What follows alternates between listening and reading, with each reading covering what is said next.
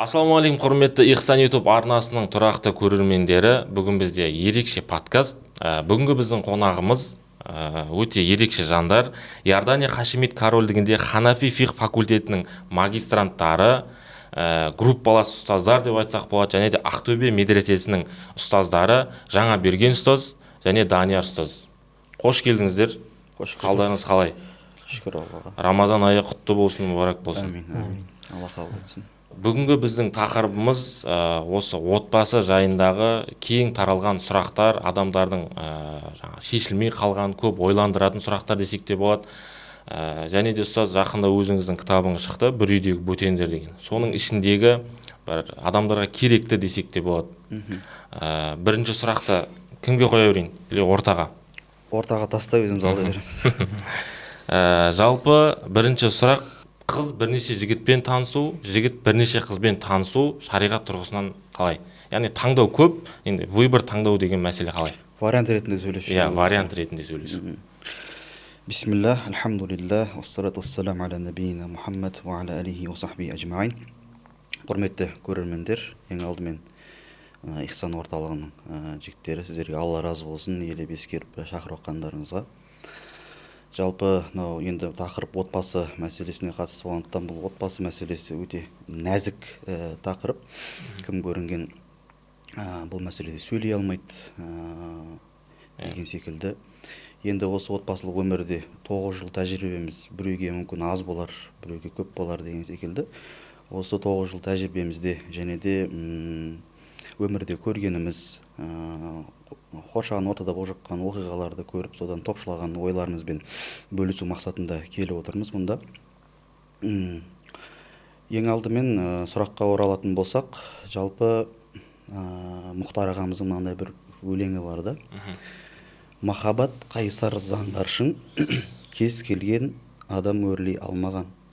10 мыңнан бәлкім 2 адам үмітін зорға жалғаған. Содан ғой сансыз кеудені жалғыздық дерті торлаған. Қаншама заңғар тұлғалар қанатсыз жардан сорлаған дейді. Негіз бұл ұзақ өлең. Әр бір өлеңіне негіз мен кезінде ойладым. Шарықтау, шарық, яғни түсіндірмей жазса болады да, бұл өлеңге негізінде өте терең мағына жатыр негізі. Енді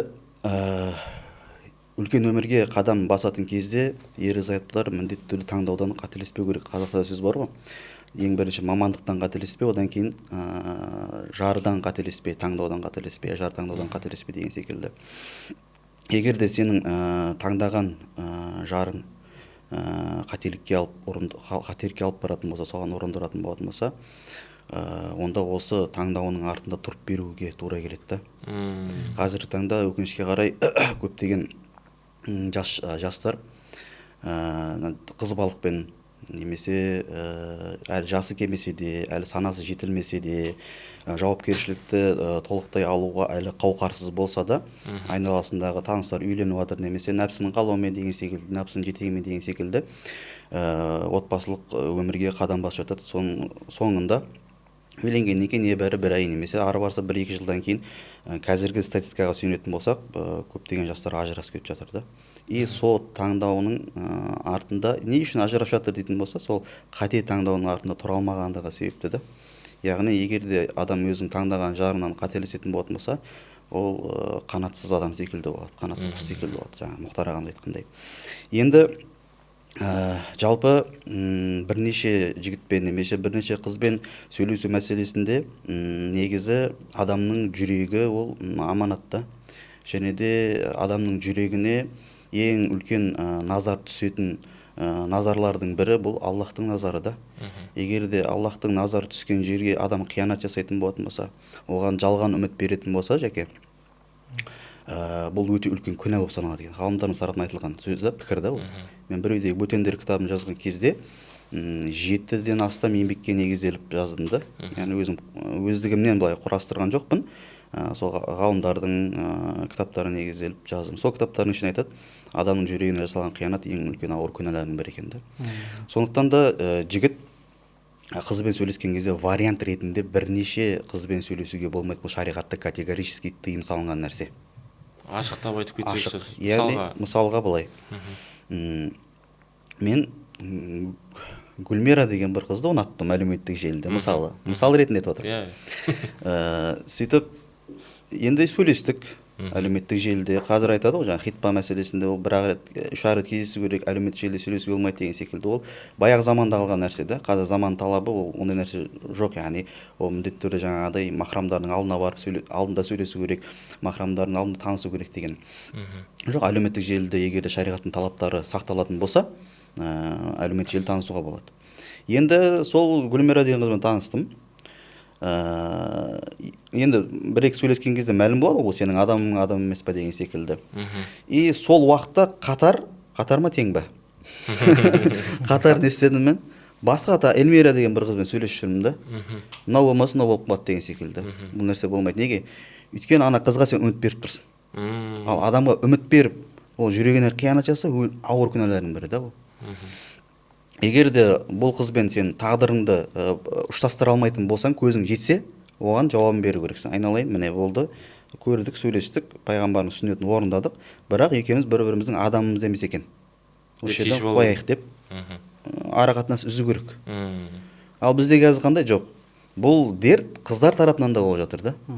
Қыздар ухажер деген шыққан ғой қазір. Өзінің дүниелік бір қажеттілігін өтету үшін түрлі жігіттермен сөйлесіп жүреді да. Бұл жерде екі түрлі күнә бар да. Біріншісі, адамды алдап, мен сенің болашақта жарың болам, немесе мен сенің қызың болам деп ухажерлық мақсатта ана жігітпен сөйлесіп жүретін болатын болса, одан алған ақша, алдап алған ақша саналады. Бұл арам. Бұл арам табыс уже. Екінші мәселе, сен жігіттің жүрегіне не беріп жатсың? Үміт беріп жатсың. Оның жүрегіне қиянат жасап жатсың, айтқанда. Ол үміттен жүр ол сенен. Ол жерде екі түрлі күнә бар да. Бұл нәрсе категорически тыйым салынған шариғатта. Бізде мынандай нәрсе да, Жәке. Біз күнә деген нәрсені былай, күнә десе, жай отыра береміз, күнә шығар деген секілді. Сауап десең де отыра бер. Құлшынбайсың сауапқа, ал күнәдан тыйылмайсың да. Неге дейтін болса, ғалымдарымыз айтқандай, ғайыпқа иманның әлсіз болғандығы үшін да. Күнә деген нәрсе көзге көрінбейді ғой. Рет көзге көрінбейді. Кішкене тартынады дейсің. Көзге көрінбейді. Сауап деген нәрсе көзге көрінбейді. Көзге көрінбегеннен кейін ол жоқ секілді болып тұрады да. Енді материалдық дүниеге біз көп не істегеніміз секілді себепті сондай нәрсе көріп жатамыз да. Яғни біз бұл жерде бірнеше қызбен, бірнеше жігітпен вариант ретінде сөйлесіп жүру бұл күнә, шариғатта тыйым дедік па? 100% жерде тыйым бар. Ақыреттен үміт еткен адам, ақыретін ойлаған адам бұл нәрседен тыйылу керек.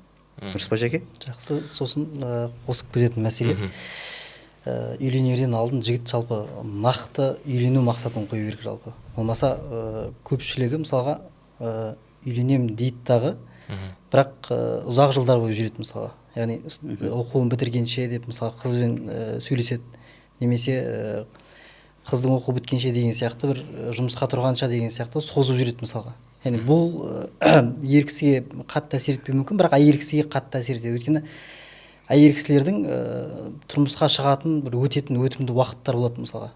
Яғни белгілі уақыттар болады. Примерно мысалға сол 18-25-тің арасында жақсы өтеді мысалға. Табар емес, просто еркектердің талаптары сондай мысалға. Енді ол қызға үміт, жаңа айтпа, Данияр айтпақшы, үміт бергеннен кейін ол қыз не істейді?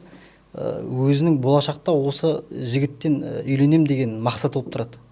Ол жігіт кейіннен мысалға оқу бітерден алдын қаншама жыл жүреді, 5 жыл жүреді мысалға, біреулер жаңа созып жүретіндер ғой мысалы жылдарын. Оқу біткенше оның ниеті сол тұрақты бола ма болмай белгісіз біріншіден. Екіншіден ол кейіннен мысалға басқа қыз ұнатып қалатын шығар, немесе жаңағы қыз басқа жігітті ұнатып қалатын шығар мысалға. Сол аралықта ұтылып жатқан қыздың тарапы ұтылып жатыр мысалға. Ол жерде қаншама жылын босқа өткізіп жүріп жатыр да мысалға. Оның алдында одан да мықты жігіттер келуі мүмкін, бірақ ол қыз өзінің таңдауы ретінде соны таңдап тұрады да. Қанша уақыт өтіп кеткеннен кейін барып уже жігіт отказ беретін болса, уже қыздың үлкен үміті үзіледі дағы, оның тұрмысқа шығу несі кішкене азайып кетеді. Депрессияға түсіп кетеді. Депрессияға түсіп кетеді, еще біздің несі азайып кетеді қысқасы. Арал несі тұрмысқа шығу варианты азайып кетеді да. сол себепті жігіт үйленердің алдын қыз болсын нақты үйлену шарт несі мақсат қою керек. Яғни осы бір жылдың ішінде үйленемін деген сияқты, немесе осы ненің ішінде үйленемін деген сияқты нақты мақсат болу керек. Сол себепті таңдаған кезінде, жігіт таңдаған кезде де ол нақты мақсаты бар жігітті алу керек сияқты, сол жігітке түйе керек, тұрмысқа шығу керек сияқты. Өйткені мақсаты жоқ болса, мысалға университет бітірем дегенше ол мақсат емес мысалға. Немесе аяқ бітірем дегенше, жұмысқа тұрам дегенше мақсат емес та. Мақсат сол қызды алу болу керек қысқасы. Сол қызды мен сүйдім, осы жарды біреу алып қоймасын, біреу тиіп қоймасын деген сияқты. Оқуында, жұмысында кедергі болмау керек дейсіз ғой. Сол кедергі болмастан сол өзіне алып алу керек қысқасы. Яғни сол мақсаты үйлену болу керек. Болмаса жаңағыдай кейбір жігіттер болады, жұмысын істеп алады, жұмысын тұрып алады, мысалға үйін салып алады, бірақ қызға келген кезде таңдау кішкене әлсіз болып тұрады да, қалаған қызымды шертіп тұрып таңдайын деп айтады мысалға. Бірақ ол шертіп таңдайтын бір магазиндегі бір зат емес қой мысалға. Алматыда отқан жоқсың. Таңдаған кезде сен өмірлік жарыңды таңдап жатсың мысалға. Сол себепті таңдаған кездің өзінде таңдауың сенің мақсатың, соның мақсатына сәйкес деп айтамыз ғой біздер. Яғни бір жылдың ішінде немесе арасын суытпастан, арада ұзақ уақыт өткен сайын махаббатта суый бастайды мысалға. Сол арасын суытпастан ертерек қызды алып алу керек жалпы. Сол себепті қыздарға, бірінші жігіттерге айтатын нәрсе, насихат бұл мақсаты айқын болған, үйленуге деген, тұрмысқа шығуға деген мақсаты айқын болған қызды жігітке таңдау керек қысқасы. Отызда жәкеңе тұздық ретінде айта кетейін, қазір жастардың арасында мынандай түсінік бар екен да. Біз үйленгенге дейін бір-бірімізді көру керекпіз. Тану керекпіз. Тану керекпіз. Сен өмірінде көрмеген адаммен қалай бір жастықта бас қосасың? Мінезін қарау керек деген секілді. Мынандай мәселе, бізде үйлендік қой. Біз үйлендік. Бізде сол өзіміздің болашақ жарымызбен кезіндегі не істедік? Сөйлестік, иә. Адам некеге дейін 100% шынайы маскасын көрсетпейді, шешпейді, шынайы бетін көрсетпейді негізі. Сен, мысалы үшін, жаман мінездерің бар. Мінезің көркем емес болуы мүмкін деген секілді, мысалы үшін, қызға ұнамайтын тұстарың бар. Барынша оны не істейсің? Жасырасың. Неге? Қызды алып алу үшін да. Қыз да солай істейді. Өзің бір кәдімгідей сыпайы қылып, ешқандай мінсіз секілді көрсетеді да. Яғни некеге дейін бір-бірімізді 100% танып аламыз деген нәрсе болмайды. Қанша жыл болса да. 5 жыл жүрсең де, 6 жыл жүрсең де бір-бірін танып ала алмайсың. Шариғат тұрғысынан бұл ұзақ уақыт жаңа жәкең айтқандай сөйлесіп жүре бер, бұл күнә. Некеге дейін махаббат болмайды. Некеге дейін симпатия болады тек. Симпатия мен махаббатта шатастырмау керек да. Махаббат деген не ол махаббат деген? Махаббат деген мен сүйген жарымды күнде көрмесем, оны құшақтай алмасам, оны сүйе алмасам тұра алмайтын нәрсе емес ол. Ондай сезім емес махаббат деген. Махаббат деген қиындық болған кезде бірге болу, қуаныш болған кезде де бірге бола алу да. Арадағы қате таңдаулар болсын, яки болмаса қиындықтар болсын, соның барлығын бірге еңсеру, міне нағыз махаббат осы негізі. Сәйкесінше бұндай нәрсенің бәрі қашан басталады? Некеден кейін басталады да. Некеден кейін шынайы махаббат оянады. Неге? Өйткені некеге дейін сен сөйлесіп жүрген жігітіңнің тек жақсы жақтарын көріп келе жатсың. Ол махаббат емес, бұл алдамшы сезім. Қыздың да дәл солай. Некеден кейін сен жігіттің жаман тұстарын көре бастадың ба, соған сабыр етіп, көніп, әйеліңде жаман тұстарын шыға бастады, мысалы үшін. Тілі ұзара бастады деген секілді.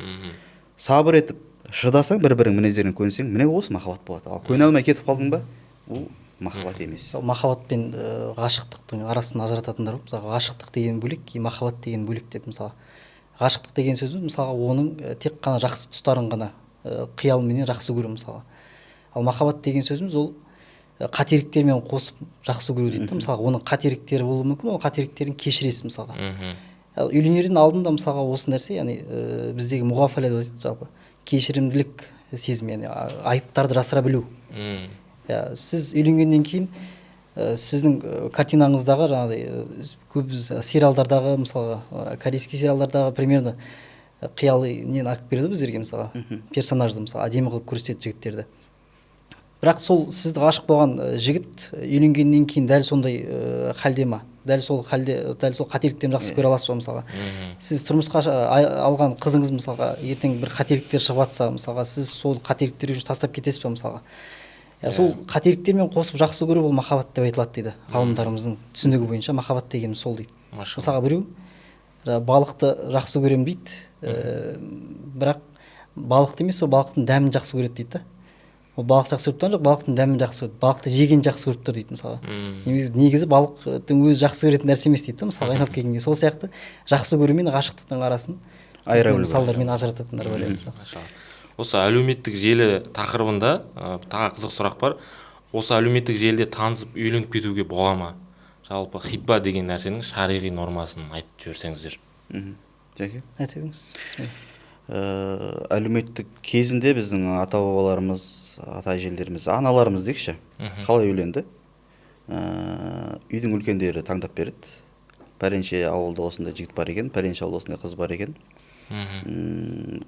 Сөйтеді да екеуін кездестіреді. Бір немесе екі кездесумен үйленіп кетеді. Кезінде солай болды. Ал қазір енді заман қарыштап дамыған сайын адамдардың түсінігі де өзгере бастады. Заман бір қалыпты тұрғанмен адам түсініктері қазір өзгеше де бөлек.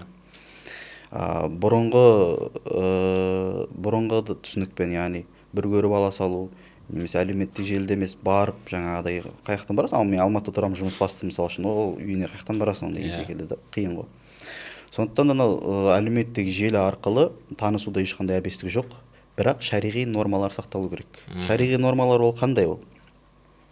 Әлеуметтік желіде кездеспей жүре бермеу керек. Яғни біреулер бар, кездеспейді, әлеуметтік желі арқылы сөйлесіп жүре береді, жылдап. Бұл да қате. Сен қызды, мысалы үшін жаңа берген ұстаз маған айтты, осында бір қыз бар екен, танысып көр деді әлеуметтік желіде, маған аккаунтын бер Инстаграмда мысалы үшін. Жазам, некеге ниетің бар ма? Артық сөз керек емес. Сен әдемі екенсің, сенің жаңағыдай дене бітігің ұнап қалды, сен қылықты екенсің, ондай сөз емес. Шариғи нормада кәдімгідей, міне мен пайғамбардың сүннетін орындағым келіп тұр, жасым келді, міне мен осындаймын, осындай жетістікке жеттім, білімім осындай, тұрмысқа шығуға ниетің бар ма деп ұсыныс тастайсың. Қыз егер қабылдаса, хитпаны ұйымдастыру керек бірден. Осылай әлеуметтік желі арқылы танысуға болады да. Шариғи норма сақталу керек. Бір-бірін сүйретіңді жіберші, ол нәрсе болмайды. Бір-бірін сүйретіңді жіберші. Қазір бізде терең кетіп қалады ары қарай да. Кейбір адамдар интимді сөздерге кетіп қалады да. Бұл шайтанға жол ашу бұл. Енді хитбада қалай болады? Хитбада бұл жерде хитбаның қатаң талаптары сақталу керек. Міндетті түрде қыз өзінің махрамымен келу керек. Махрам деген кім? Үйленуі өмір бойы арам болған адамдар, яғни тыйым салынған адамдар. Ағасы, әкесі, інісі, ағасы, нағашысы деген секілді. Олармен үйлене алмайды өмір бойы. Осы кісілермен не істейді? Хитбаға шығады. Біреулер ойлауы мүмкін, мен мына жерде ағам отыр, әкем отыр, жігітпен мен қалай сөйлесем деп. Жоқ, әкең мына жерде отыру шарт емес. Әкең мысалы үшін кафеде кездессең, 5-6 столдан кейін отырса да бола береді деген секілді да. Бастысы бұл жерде қыз бала не үшін хитбаға махраммен шығу керек деген оның хикметі не десе, бұл қызды тұсаулау емес, қыздың абыройын сақтау, қызды қорғау адамдардан да. Неге? Өйткені қыздың қасында ер адамды көрсе, екінші бір ер адам оған естімейді, айбат батпайды, яғни сөйлеуге батылы бармайды, қорғаны бар деген секілді да. Неге шариғаттың талабы осы? Сапарда махрамның шарт болуына да, неге сендер әйел мәселелерді қазбалай бересің, неге әйелдерге тиісе бересіңдер, неге әйелдерге тыйым деген секілді. Сол тыйымды айналайын-ау, қарағым, кішкене қарап көрші, астына үңіліп көр. Әйелге деген пайда жатыр оның астында негізі да. Әйелге қорған болып жатыр ол жерде. Енді не істейді? Хитбаның мақсаты не бұл жерде?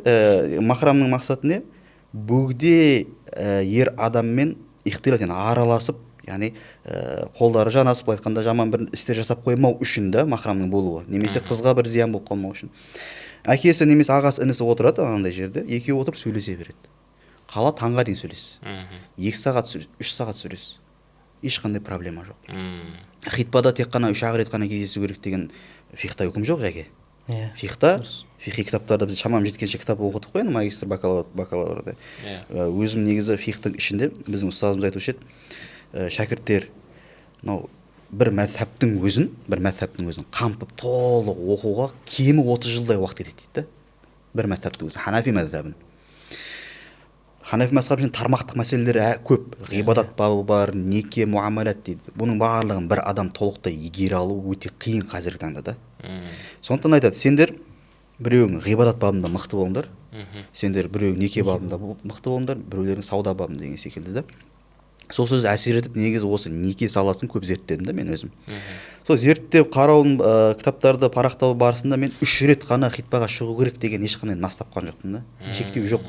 4 рет шық, 5 рет шық, 6 рет шық, бастысы хитбаның талаптары орындалса болды.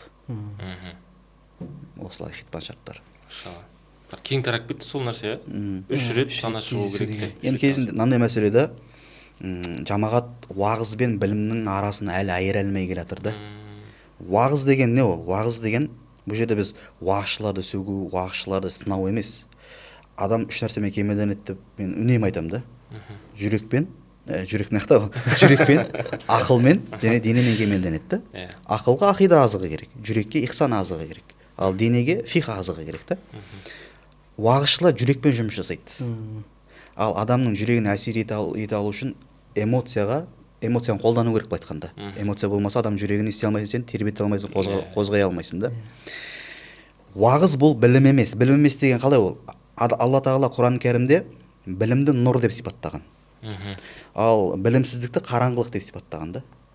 Білім адамды қараңғылықтан жарықтыққа, сәйкенше нұрға шығарады да. Білім. Ал уағыз, яғни бұл білім адамда тұрақтап қалатын нәрсе. Ал уағыз есе, ол да білім, бірақ адам тұрақтап қалатындай білім емес та.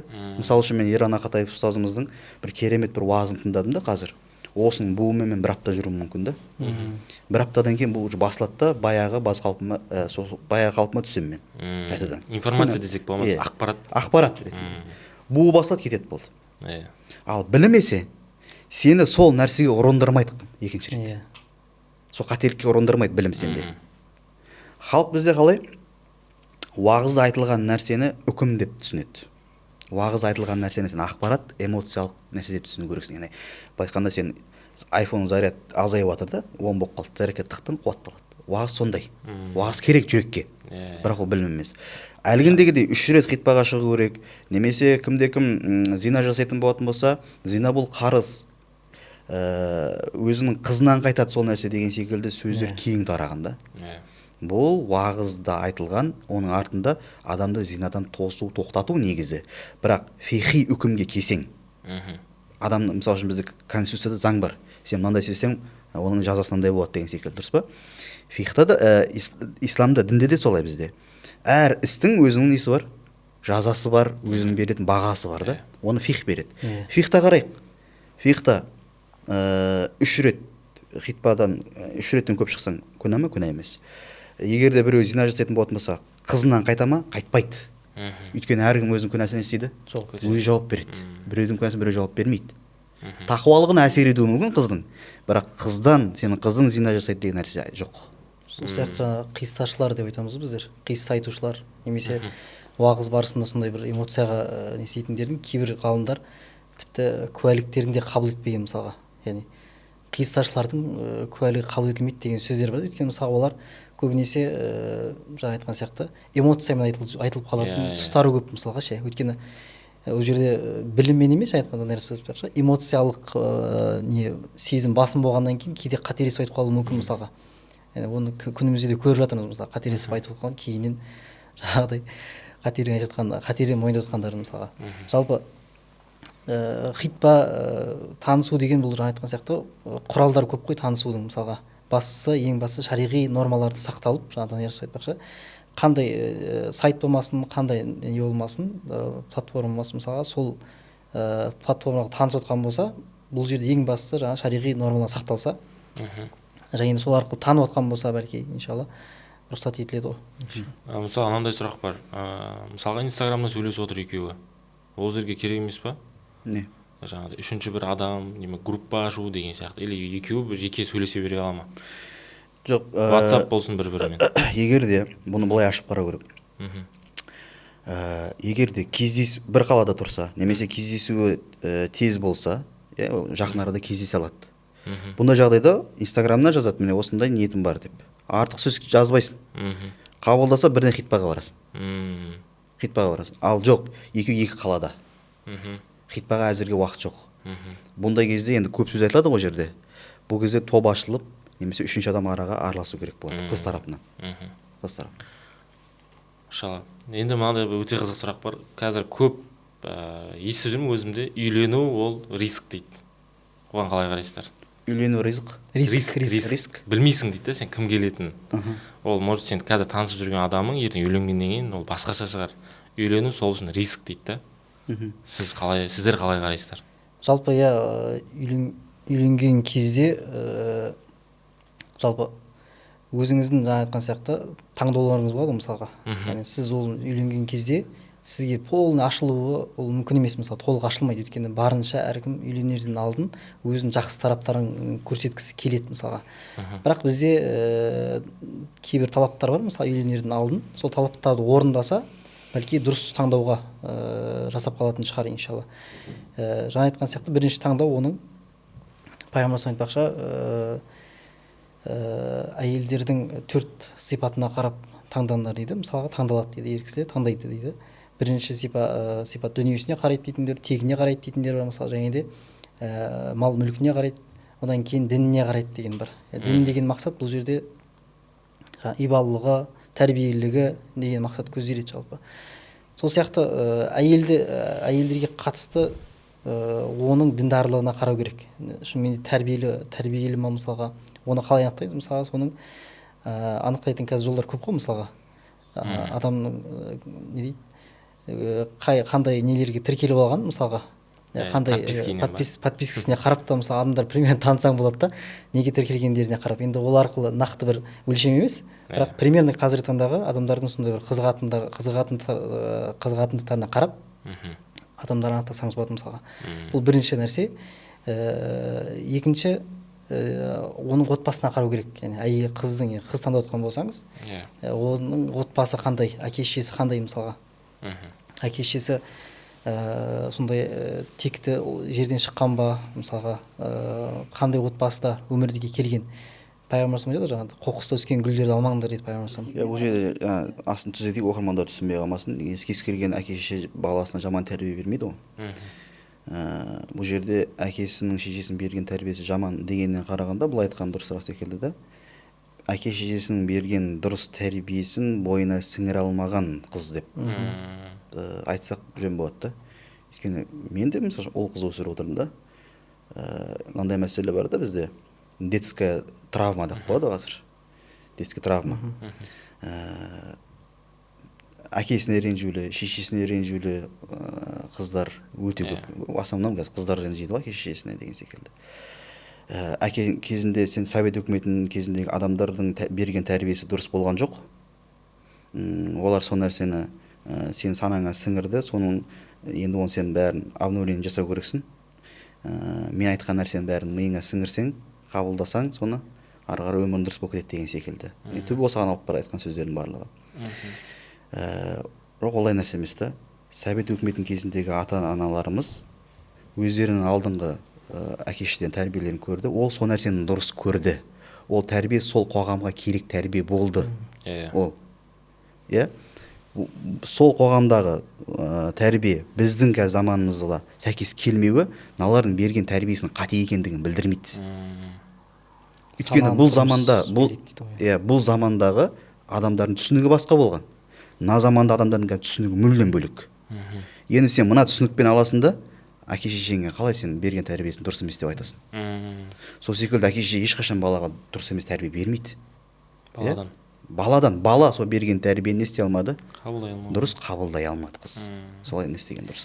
Сосын мынандай мәселе, қазіргі таңда таңдау мәселесінде көбісі дейді, анама ұқсайтын болу керек деген сияқты, немесе әкеме ұқсайтын болу керек деген сияқты мәселе айтады. Ол жердегі мысалға екі дәуірдің несі ғой, мысалға қарап отырсаңыз, екі жақтың, екі ненің арасы, тәрбиенің арасы, Данияр айтпақшы. Мына жақтың тәрбиесінде ол кездегі идеал адам сондай еді мысалға. Идеальный әйел деген мысалға күйеуіне бағынатын, барынша қиындық көрсе де барынша шыдап отыратын деген сияқты идеал бір несі бар еді ол. Тұрмыс билейді деп айтамыз, адамның тұрмыс билейді деп айтамыз мысалы.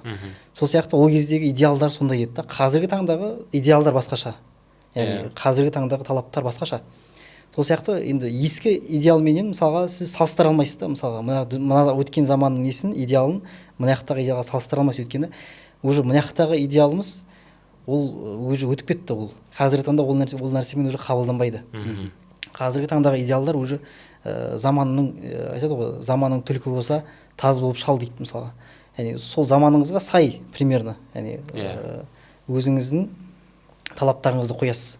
Сіздің ажырасудың себептерінің көпшілігі де осы, мысалға менің анам осындай нәрсеге шыдаған, сен де шыдауың керек деген сияқты, менің әкем осындай қылған, сен де осындай болу керек деген сияқты, мысалға стереотип деп айтамыз ғой, осындай түсініктің қателігінен мысалға көп отбасылар ажырасып жатыр мысалы. Сол себепті таңдаған кездің өзінде жаңағыдай менің әкеме ұқсайтын немесе анама ұқсайтын деп таңдау жалпы қате. Бірақ енді анасын әлбетте бұл жердегі анасының тәрбиесін, анасының несін жамандап отқан жоқпыз. Бұл жердегі мақсат қазіргі заманның талабы сондай. Қазіргі заманның талабы енді сондай. сенің сұрағың негізі кішкене бұл айналып келе жатыр, бұл айтып сен сұрағыңа қайтатын болсақ, үйлену риск па деген нәрсе да. Үйлену таңдау ма? Таңдау. Кез келген таңдау ол риск та. Мысалы үшін мен бір кәсіп бастамақшымын. Донерка ашпақшы мысалы үшін. Таңдауым донерка ашу болып тұр, немесе кафетерия ашу деген секілді. Бұл риск. Ал енді кез келген риск адамды бақытқа немесе дұрыс таңдауға алып бара ма дейтін болатын болсақ, кез келген таңдау адамды дұрыс бағытқа немесе дұрыс таңдауға, нәтижесінің дұрыс болуына алып бара бермейді. Мысалы үшін ол қалай? Мен донерка ашпақшымын. Ол дұрыс нәрсеге, дұрыс нәтижеге алып бармау, ол адамның өзіне қайтады. Ол Аллаға жабуға болмайды, Алланың тағдырына жабуға болмайды. Алла Тағала тағдырда осы істеп қойған екен демек. Мен таңдаған рискінің соңы сәтсіздікке баруын Алла Тағала таңдап қойған екен деген. Олай емес. Мысалы мен бір кафе ашпақшымын, немесе бір кәсіпті бастамақшымын. Осы бастауда мен таңдауым ғой, енді рискке барып тұрмын. Барған кезде сен көзсіз істерге жасамау керексің да. Көзсіз істер. Дәл сол секілді, егер көзсіз нәрселер жасайтын болсаң, соңында барып қолдырайсың, бизнесің банкрот болады. Ешқандай хабарың жоқ бір саладан бизнес бастасаң. Ал енді үйлену дәл солай да. Ол қалай? Сен өзіңнің құндылығыңа сай қызды таңдасаң, жолықтырсаң, осыны рисковать етіп көруге болады. Сен мысалы мен кафетерия аша аламын, хабарым бар, біліп тұрмын, риск жасаймын. Бұл рискім мейлі сәтсіз болсын, мейлі сәтті болсын, Аллахтан алда бұл нәрсе сұра алмайсың. И өзің де өкінбейсің бұл нәрсеге. Ал қазір бізде қалай? Құндылығыңа сай болған қыз таңдамайсың, құндылығыңа сай болған жігітті таңдамайсың да, рисковать етіп көресің. Соңында сәтсіз болып шығады. Кім кінәлі оған? Сен өзің кінәлісің. Таңдаған сенсің дейсің. Таңдаған сенсің. Мысалы, мен дін жолында жүрген адаммын. Дінді енді бұл жерде намаз оқитын, намаз оқымайтын, діндар деп бөлім келіп тұрған жоқ. Жалпы түсінікті болу үшін мысал ретінде келтіріп тұрмын да бұл жерде. Бөліп жару емес. Бүкіл намаз оқитын да оқымайтын да ол мұсылман. Жүрегінде Алласы кәлимасы, тілінде кәлимасы, жүрегінде Алласы бар. Мен енді діни құндылықтағы адаммын да. Ал мен ұнатқан қыз мүлдем діни құндылықтан жат былай айтқанда, алыс мүлдем. Намаз оқымайды, немесе сен қызыққан нәрселерге ол қызықпайды деген секілді да. Тек қана діни құндылық емес, өзің қандай құндылықта жүрсің, соған салып көре бер мысалды. Енді мен келемді, ана қыз таңдадым, не үшін таңдадым? Сұлу екен. Әдем мис екен. Немесе тағы да бір үй шаруасында жақсы екен, пысық екен деген секілді да. Бұның өзі дұрыс емес негізі. Алда сұрақтар бар деп ойлаймын. Оған тоқталамыз. Үй шаруасына қатысты. Яғни маған удобный әйел таңдау керекпін деген мәселе, алда тоқталамыз. Сөйтіп, не тоққанам мен? Риск туралы. Жоқ, одан ал неден басталды? Жаңа мис қызды таңдадым, немесе үй шаруасына пысық бір қызды таңдадым да.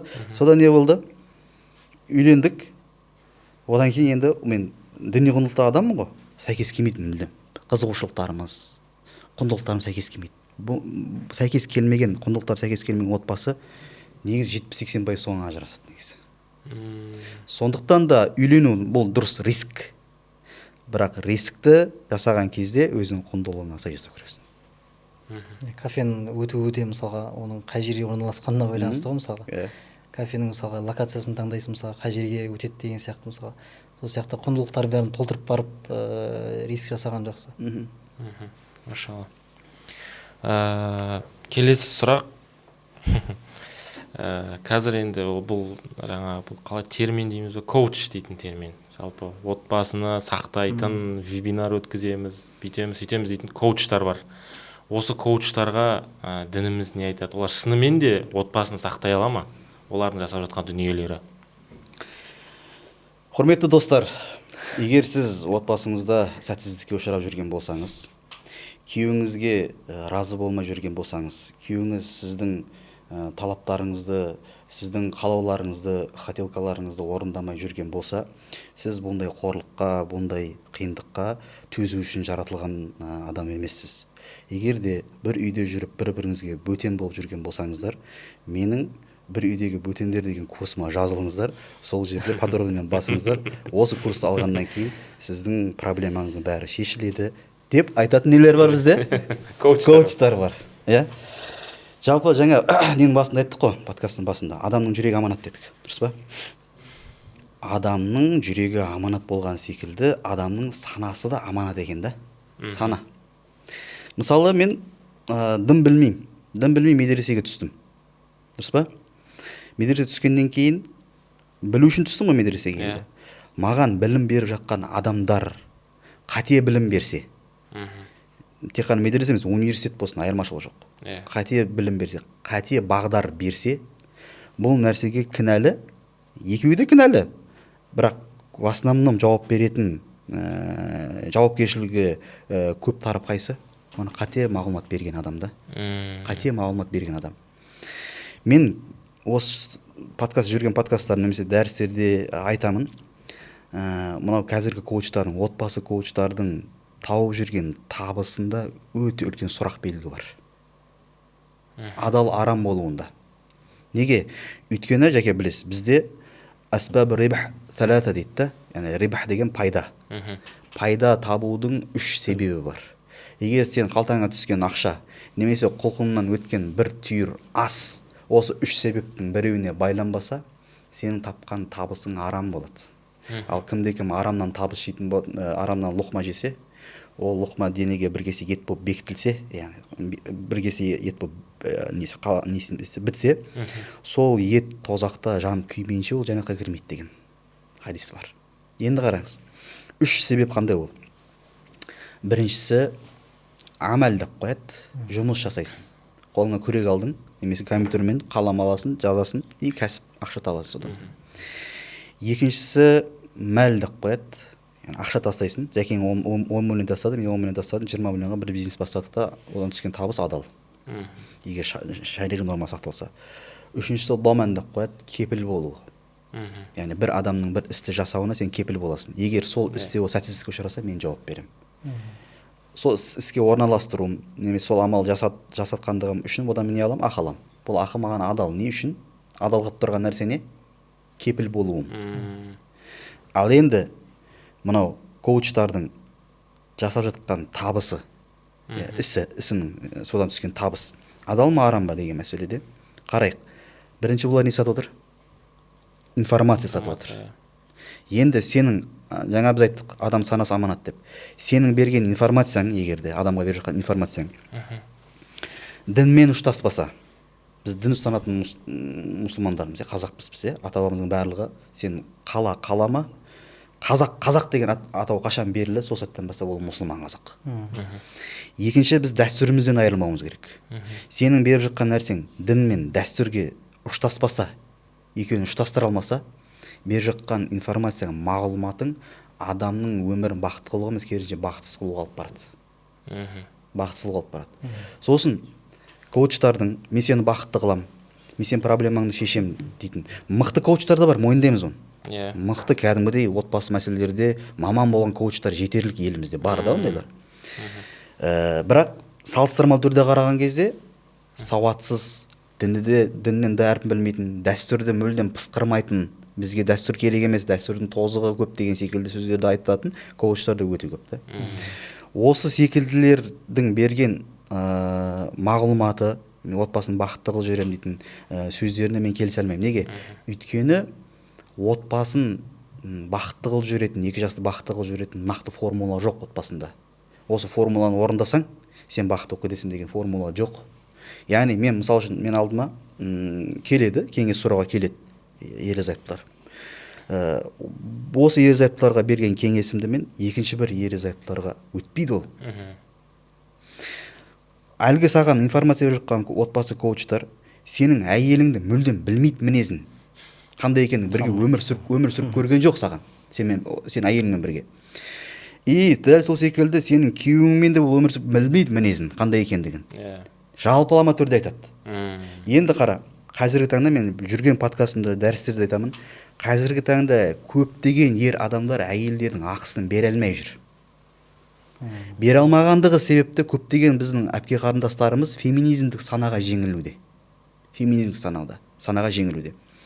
Яғни өзінің міндеттерін атқармайтын еркектер деген өте көп. Жетерлік. Енді келеді не істейді? Қиындықта жүр бұл әйел адам енді. Өзінің ақысын ала алмай жүр күйеуінен. Енді не болсам екен деп ана жарға басын бұрып, мына жарға басын бұрып жүрген қызға нақтан келеді.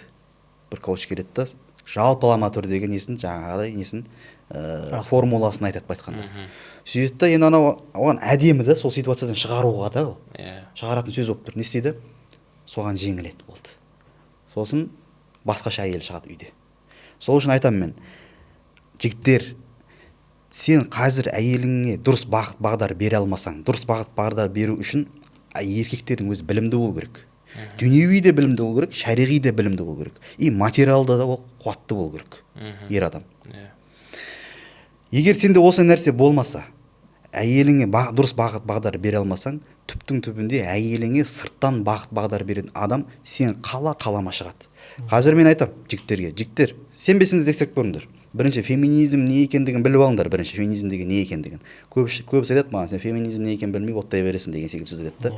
Феминизм не екендігін, қайдан шыққандығын, ат үйді бәрін қарап зерттеген адаммын да мен оның да. Негізгі мақсаты не екендігін ол жерде. Әйел құқығы, әйелдің құқығын қорғау деген нәрсенің артында былай айтқанда әйелдерді көшеге шығару былай айтқанда ол. Негізгі мақсат, түпкі мақсаты. Алатын жері де бар, тастайтын жері де бар оның. Мен айтам, әрбір отбасында қазір бір феминистка бар. Қалама бар. Сіңіп кеткен. Толықтай болмаса да кейбір мәселелерде феминизмдік ойда жүрген әйелдер көп әрбір отбасында. Сенбесең, сынап тексеріп көр өзің әйеліңді. Әйелің сондай түсінікте жүруіне сен кінәлісің. Неге? Өйткені соған дұрыс бағдар бере алмадың. Әйел адам ол аманат. Бірінші, Алла тағаладан әкесіне аманат қылып берілді, әке-шешесіне аманат қылып берілді. Әке-шешесінің ұясынан ұшып шыққаннан кейін кімге аманат? Саған аманат. Әке-шешесі дұрыс бере алмаған нәрсені сен беру керексің мына жерде. Сен бере алмадың, не істейсің? Әр коучтардың, әр жаңағыдай тырнақша ішіндегі бақытты қылып жүретін адам курсына қатысты, содан үйренді, сосын әйелің сенімен ажырасып кетіп бара жатса, сен кінәлісің оған. Әйел деген эмоцияға берілетін эмоционалды адам әйел деген, жаратылыс ол. Дұрыс басқара алу керексің. Еркекті әйел адам не үшін басшы қылды? Не үшін басшы қылды? Басшы деген сөз әйелді езу деп түсінеді. Қанша езу? Жоқ. Хикметпен, даналықпен әйел адамды басқара алу. Ненің дұрыс емес екенін үйрете алу. Егер де ер адамда сондай даналық, хикмет бола алмаса, Алла тағала Құран кәрімдегі «Ар-риджалу қауамуна аля ниса» деген аятқа, яғни ерлер әйелдерден бір саты жоғары, оларға бағыт бағдар беруші деген аятқа сәйкес келмейсің сен. Сондықтан да мына отбасы коучтарында айтылатын, отбасы коучтардың айтатын мәселелерінің барлығы 100% шындық емес. Шындығынан қарағанда дұрыс емес, өтірігі көп бұлардың. Сен пәленбай курсын сатып алсың пәленбай ақшаға, 200 мың, 300 мың, миллионға сататындар бар екен. Ойлашы әке, миллионға курсын сатады. Мардымсыз айтып отқан нәрсесі. Не оның үшін дәстүр ұштаспаған. Не істеді? Коучтар қазір не істеді? Детский травма деді, әке-шешесінен ажыратып болды. Әке-шешесін кешіруге жұмыс жасап жүр ана адам, ана әйел адам. Сөйтті келеді, енді күйеуіңе келеді. Күйеуің қалай? Сен міндеттерін орындамай жатыр ма алдындағы? Орындамай жатыр. Сен құл болуға жаратылған адам емессің. Сен ол күйеуің бытовой инвалид деген секілді сөздер айтады да, күйеуінен есетіп, күйеуінен ажыратып болды. Енесінен ажыратып болды. Сен енеңнің құлы емессің деген секілді енеден ажыратып болды. Абысынан ажыратып болды да, енді соңында кім қалды? Я здесь король. Мен қалдым. Менің сөзімді ғана тыңда. деген секілді. Мен сөзіңді ғана тыңда деп айтпауым мүмкін, бірақ соңы неге алып барады? Осы нәрсеге алып барады. Осы нәрсеге алып барады. Сондықтан да мынау отбасы коучпыз деп жүрген адамдарға ескертуіміз, айтарымыз, адамның қалтасына түсу ол оңай, бірақ оның ертең ақыретте жауабы қиын болады. Қазір сен біреуден 1 миллионға, 2 миллионға курс саттың, ақшасын алып алдың да Балиде, Дубайда демалып жүрсің рахаттанып. Әрбір рахаттың қияметте сұрауы бар. Кеше мен жаңалық көріп қалдым, Жәке. Жаңалықта неде шығып жатыр, кәдімгі передача, жаңалық передача отыр, Қазақстан ұлттық телеарнасында көрсетіп отыр. Ажырасудың қазір 30% дейді. Мамандар ғой сөйлеп жатқан. 30%-нан отбасы коучтар себеп болып отыр екен. Ажырасудың 30%-на отбасы коучтар себеп болып отыр екен. Сен ажырастырады, соңында сен өзің таңдауыңмен қаласың, анау ақшасын алып, бұл сені танымайды да, көрмейді де, білмейді де. Кетіп қалады. Сондықтан да бұл отбасы коучтарына баратын кезде дұрыс психологияны жоққа шығармаймыз. Бар нәрсе, күйеуің саған дұрыс бағыт-бағдар бере алмай жатыр ма, немесе күйеуі түсінді ма сол нәрсені, менде өзінде білім жоқ. Дұрыс маманға жүгіну керек.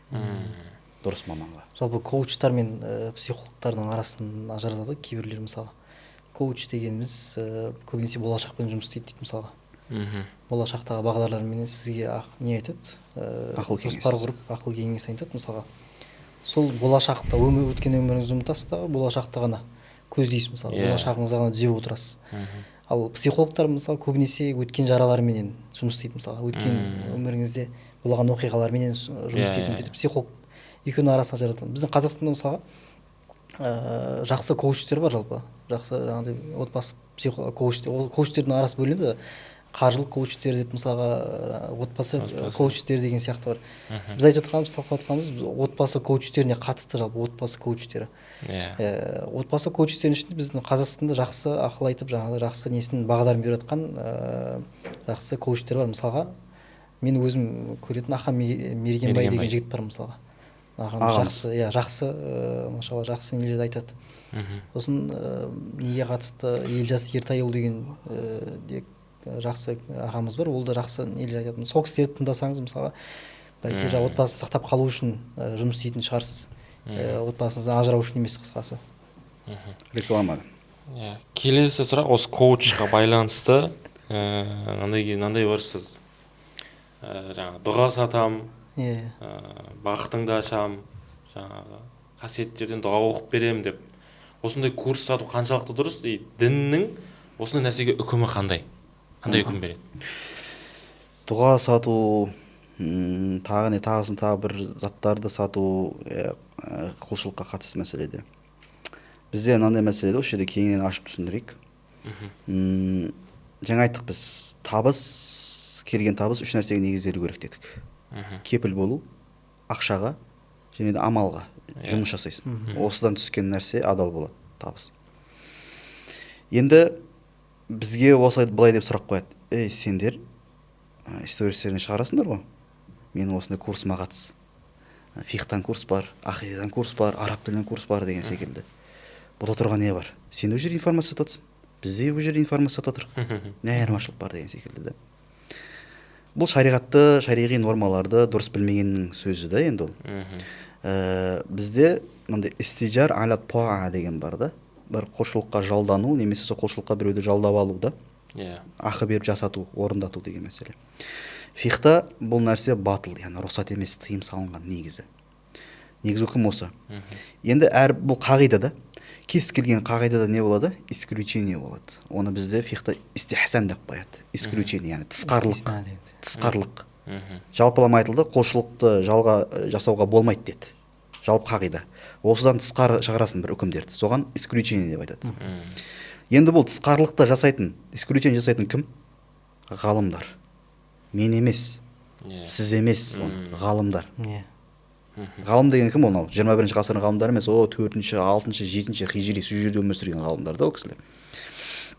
Бұл ғалымдар тысқарлыққа мынандай нәрселер жатқызды. Мешітте имам болуға ақылға болады деді. Неге? Өйткені бұл жерде зәрулік бар. Не бар? Зәрулік бар. Яғни, егер де имам мешітке шықпайтын болса, имамдық қызметті атқармайтын болса, онда адамдарға имамдыққа кім шығады? бұл діннің бір тараюына алып барады бұл нәрсе. Негізі имамдыққа шығудың өзінде өте үлкен хикмет бар. Имамдыққа кез келген адам шыға алмайды ғой, арнайы тағайындалған адам шығады. Не үшін? Өйткені дейді, адамның өзінің ішінде, нәпсісінде біріншілікке ұмтылу деген нәрсе бар да, адамның ішінде. Яғни әр адамның ішінде біріншілікке ұмтылу, алға ұмтылу, деген нәрсе болғандықтан, егер де ол жерде нақты бір адам қойылмаса, мен имам болуға лайықпын деген нәрсе шыға береді да. Түсінесіз бе? Сол нәрсені кетіру үшін тағайындалады, мына имам. Бәріміз соған не істейміз? Ілесеміз. Бұл имамдықтан тыс кез келген жұмысқа да қатысты. Басшы, мысалы үшін, басшы қою әр елде, дұрыс па? Не деді? Бұл жерде имамдардың табыс ақыға имамдыққа шығуы, кәсіп жасауы дегенде қалай? Осы қызметті үшін ақы алуы, рұқсат не үшін? Зәрулік бар бұл жерде. Азаншылықта дәл солай. Ақыға Құран үйрету, ақыға Құран оқу емес, ақыға Құран үйрету де осы үкімге кіреді, зәрулікке кіреді. Неге? Өйткені Құран ілімін егер де мен Жәкеңе үйретпесем, Жәкең сізге үйретпесе, бұл ілім жойылады. Тоқтап қалады. Діннің тараюына алып барады бұл нәрсе. Ол рұқсат. Кезінде Бәйтулмәл деген болған. Қазір бізде бүкіл налогтың барлығы бюджетке, мемлекет бюджетке құйылады, содан жол салады, көпір салады деген секілді, халықтың игілігі үшін. Кезінде сондай Бәйтулмәл болған, кезінде ислам мемлекетінде. Сол Бәйтулмалдан имамдарға, жаңағыдай ұстаздарға ақша бөлінетін болған, айлық ретінде да. Ешкім имам болған үшін ақша бермейтін болған. Қазір ондай нәрсе жоқ, ондай түсінік. Енді имамдар жасаған қызметін ақы алмаса, ол қалай күн көреді? Бұл да зәрулік. Енді осындай нәрселер бар, зәрулікпен шығарып істесіне тысқарылық қылып алған мәселелер бар. Енді ақыға Құран оқу, яки болмаса ақыға Құран оқу деген тек қана Құран оқудың өзін айтып тұр, мешітте тарауыққа шығу бөлек мәселе. Енді не сату? Дұға сату. Дұға құлшылық па? Құлшылық қой. Айбада мақсуда болмаса да, мақсат етілген Алла тарапынан нақты белгіленген құлшылық болмаса да, ол құлшылықтың түрі. Енді бұны сату, дұға сату. Қандай зәрулік бар бұл жерде? Зәрулік жоқ. Сосын дұғаны курс қылып сатып айтып тұрмын. Былай айтатындар бар. Тахажуд дұғасы деп қояды, тахажуд пакеті деп қояды. Жақында көрдім мен. Тахажуд пакетін аласын, осындай дұғалар болады. Ол дұғаларды сен белгілі бір уақытта оқу керексің, өзінің уақыты бар арнайы дейді. Яғни Алламен байланысты, былай айтқанда президенттің алдына жазылып бересің сен. Ненің алдына да, директордың алдына емес, мекеменің басшысының алдына жазылып бересің. Сондай қылып тұр да. Алламен тілдесуге осындай уақытта жазылу керексің, жазылып үлгерсең ғана сөйлесе аласың деген секілді. Жоқ. Алла Тағала 24/7. 24/7 сен естіп тұр, Алла Тағала көріп тұр сені, біліп тұр, сезіп тұр. Дұға қылмасаң да сенің жүрегінде дұға қылайын деп тұрған нәрсені біліп тұр Алла Тағала. Мысал үшін да. Біріншіден дұға сату бұл шариғатта арам. Каканест, арам бұл нәрсе. Рұқсат емес дұға сату. Неге? Өйткені сен Гуглға жазып қарашы, кез келген дұға шығады, оны сатып алып не істейсің сен? Дұға кітаптары деген нәрсе бар да. Телеграм каналыма кір, 2000 теңге. Бұның барлығы бұл табыс арам болып саналады. Дұға сатуға шариғатта категориясы тиым. Және де мысалға ол дұға сатқан кезде ол дұғаның қабыл болатындығына ешкім кепілдік бере алмайды, мысалға ешкім ше. Сол себепті біздер зат сатып алған кезде кепілдік бар ғой, мысалға жаңағыдай біреудің зат сатып алсаңыз мысалға оның несін өтейсіз ғой, бұзылып қалатын болса деген сияқты мысалға бір келісім шарттарменен. Бірақ енді дұғаның нақты қабыл болатындығына, нақты бір орындалатынына ол ешкім кепіл бере алмайды. Сол себепті дұғаны бұлай сату, жаңа айтқандай нәрсе айтпақшы, харам бұл есептеледі қысқасы. Өйткені ешкім сенің дұғаңды ақша бергеннен кейін қабыл болмаса қайтарып бермейді ғой ешкім, мысалы ақшаңды алып алады мысалға. Ол қашан қабыл болатынын да білмейсің, мысалы бәлки болашақта қабыл болады деген сияқты сіз үміт беріп қою мүмкін. Бірақ ол жерде сіз қалтаңызды қағылып жатқандығыңыз болмаса басқа ешқандай пайда тауып жатқан жоқ жалпы. Жәке, мынандай мәселе да.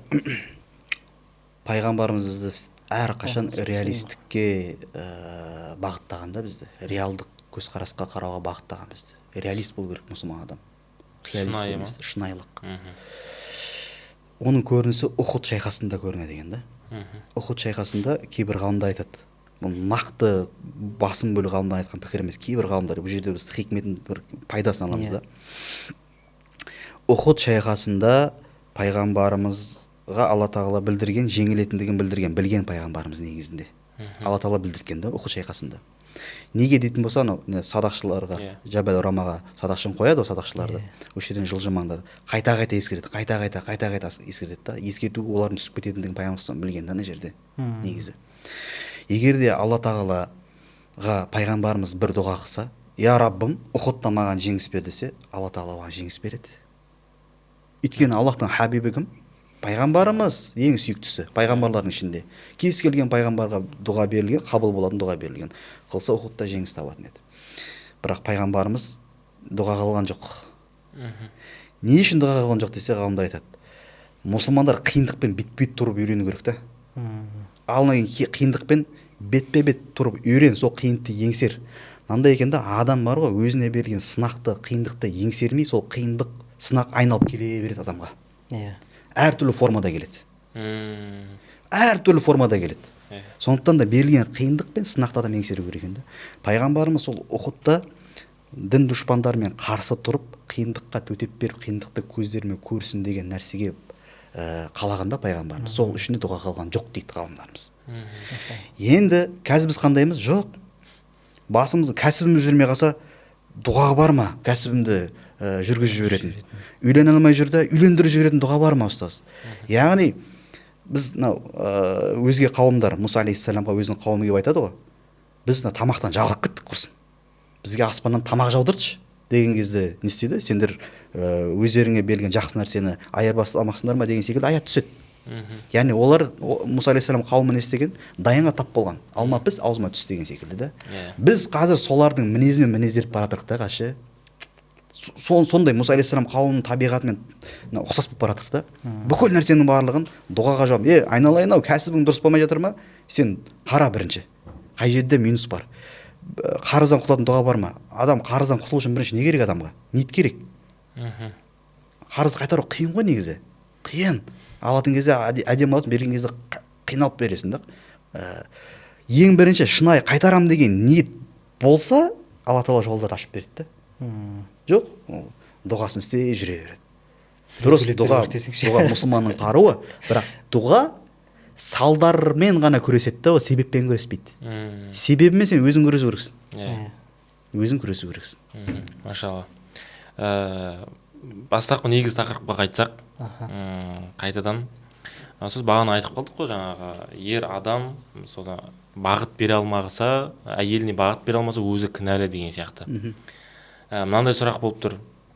Егер мысалға сол ер адам сөзі мен ісі сәйкес келмесе, әйел адамның алдында да, өзінің әйелінің алдында, әйел адам сол өзінің ерін сыйламай кете ала ма? Мынандай мәселе да бұл жерде, сыйламай кету дегенде. Күйеуі маған мынандай істемесе, мен бұлай оған бағынбауым керек, бағынбасам болады деген түсінік кең тараған қазір әйелдердің арасында. Мынандай мәселе. Алла тағала сен қалама, ұнама саған, ұнамасын, әйел адамды ер адамға бағынасын деген. Бұл бағыну деген оның жеке шекарасына кіру емес. Бағыну деген. Бағыну деген қалай ол? Күйеуі егер жақсылыққа бұйырса, оны орындайсың. Күйеуі. Күйеуінің рұқсатынсыз көшеге шықпау, ескертіп шығу деген секілді нәрселер да. Шешімді ер адам қабылдау, соған қосылу деген секілді. Бағынуды осылай түсіну керек та. Ол деген сөз мужик всегда прав деген сөз емес. Мужик всегда прав емес. Ондай қағида жоқ. Мужиктің қателесетін тұстары өте көп отбасында негізі. Енді қаламай еркекке әйелді бағынасын деп үкім айтылған. Енді ер адамға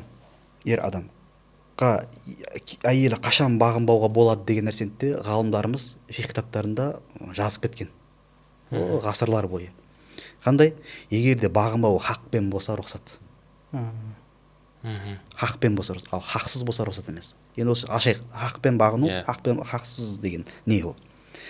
Мысалы, ер адам әйелін асырамайды. Мүлдем асырамайды. Нәпақасын бермейді. Киім кешегін бермейді. Анау еңбектеніп жүріп бермей жатқан бөлек ол. Еңбектенбей жүріп. Әйеліне қорған бола алмайды. Бұндай жағдайда шариғат еркекке бағынуды зұлымдық дейді. Не істеу керек сонда? зұлымдық дейді. Шешімін алда айтамын қазір. А. Иә, ол қалай? Әйел адамды нәпақасын бермесең, еще сен оны өзің айтқан нәрсені істететін болсаң, ол деген зұлымдық. Иә. Еркекке жауапкершілігі өте көп. Былай қарап тұрсаң, әйел адам бар ғой, әйел адам. Ханшайым секілді, патшайым секілді өмір сүру керек қой әйел адам негізі.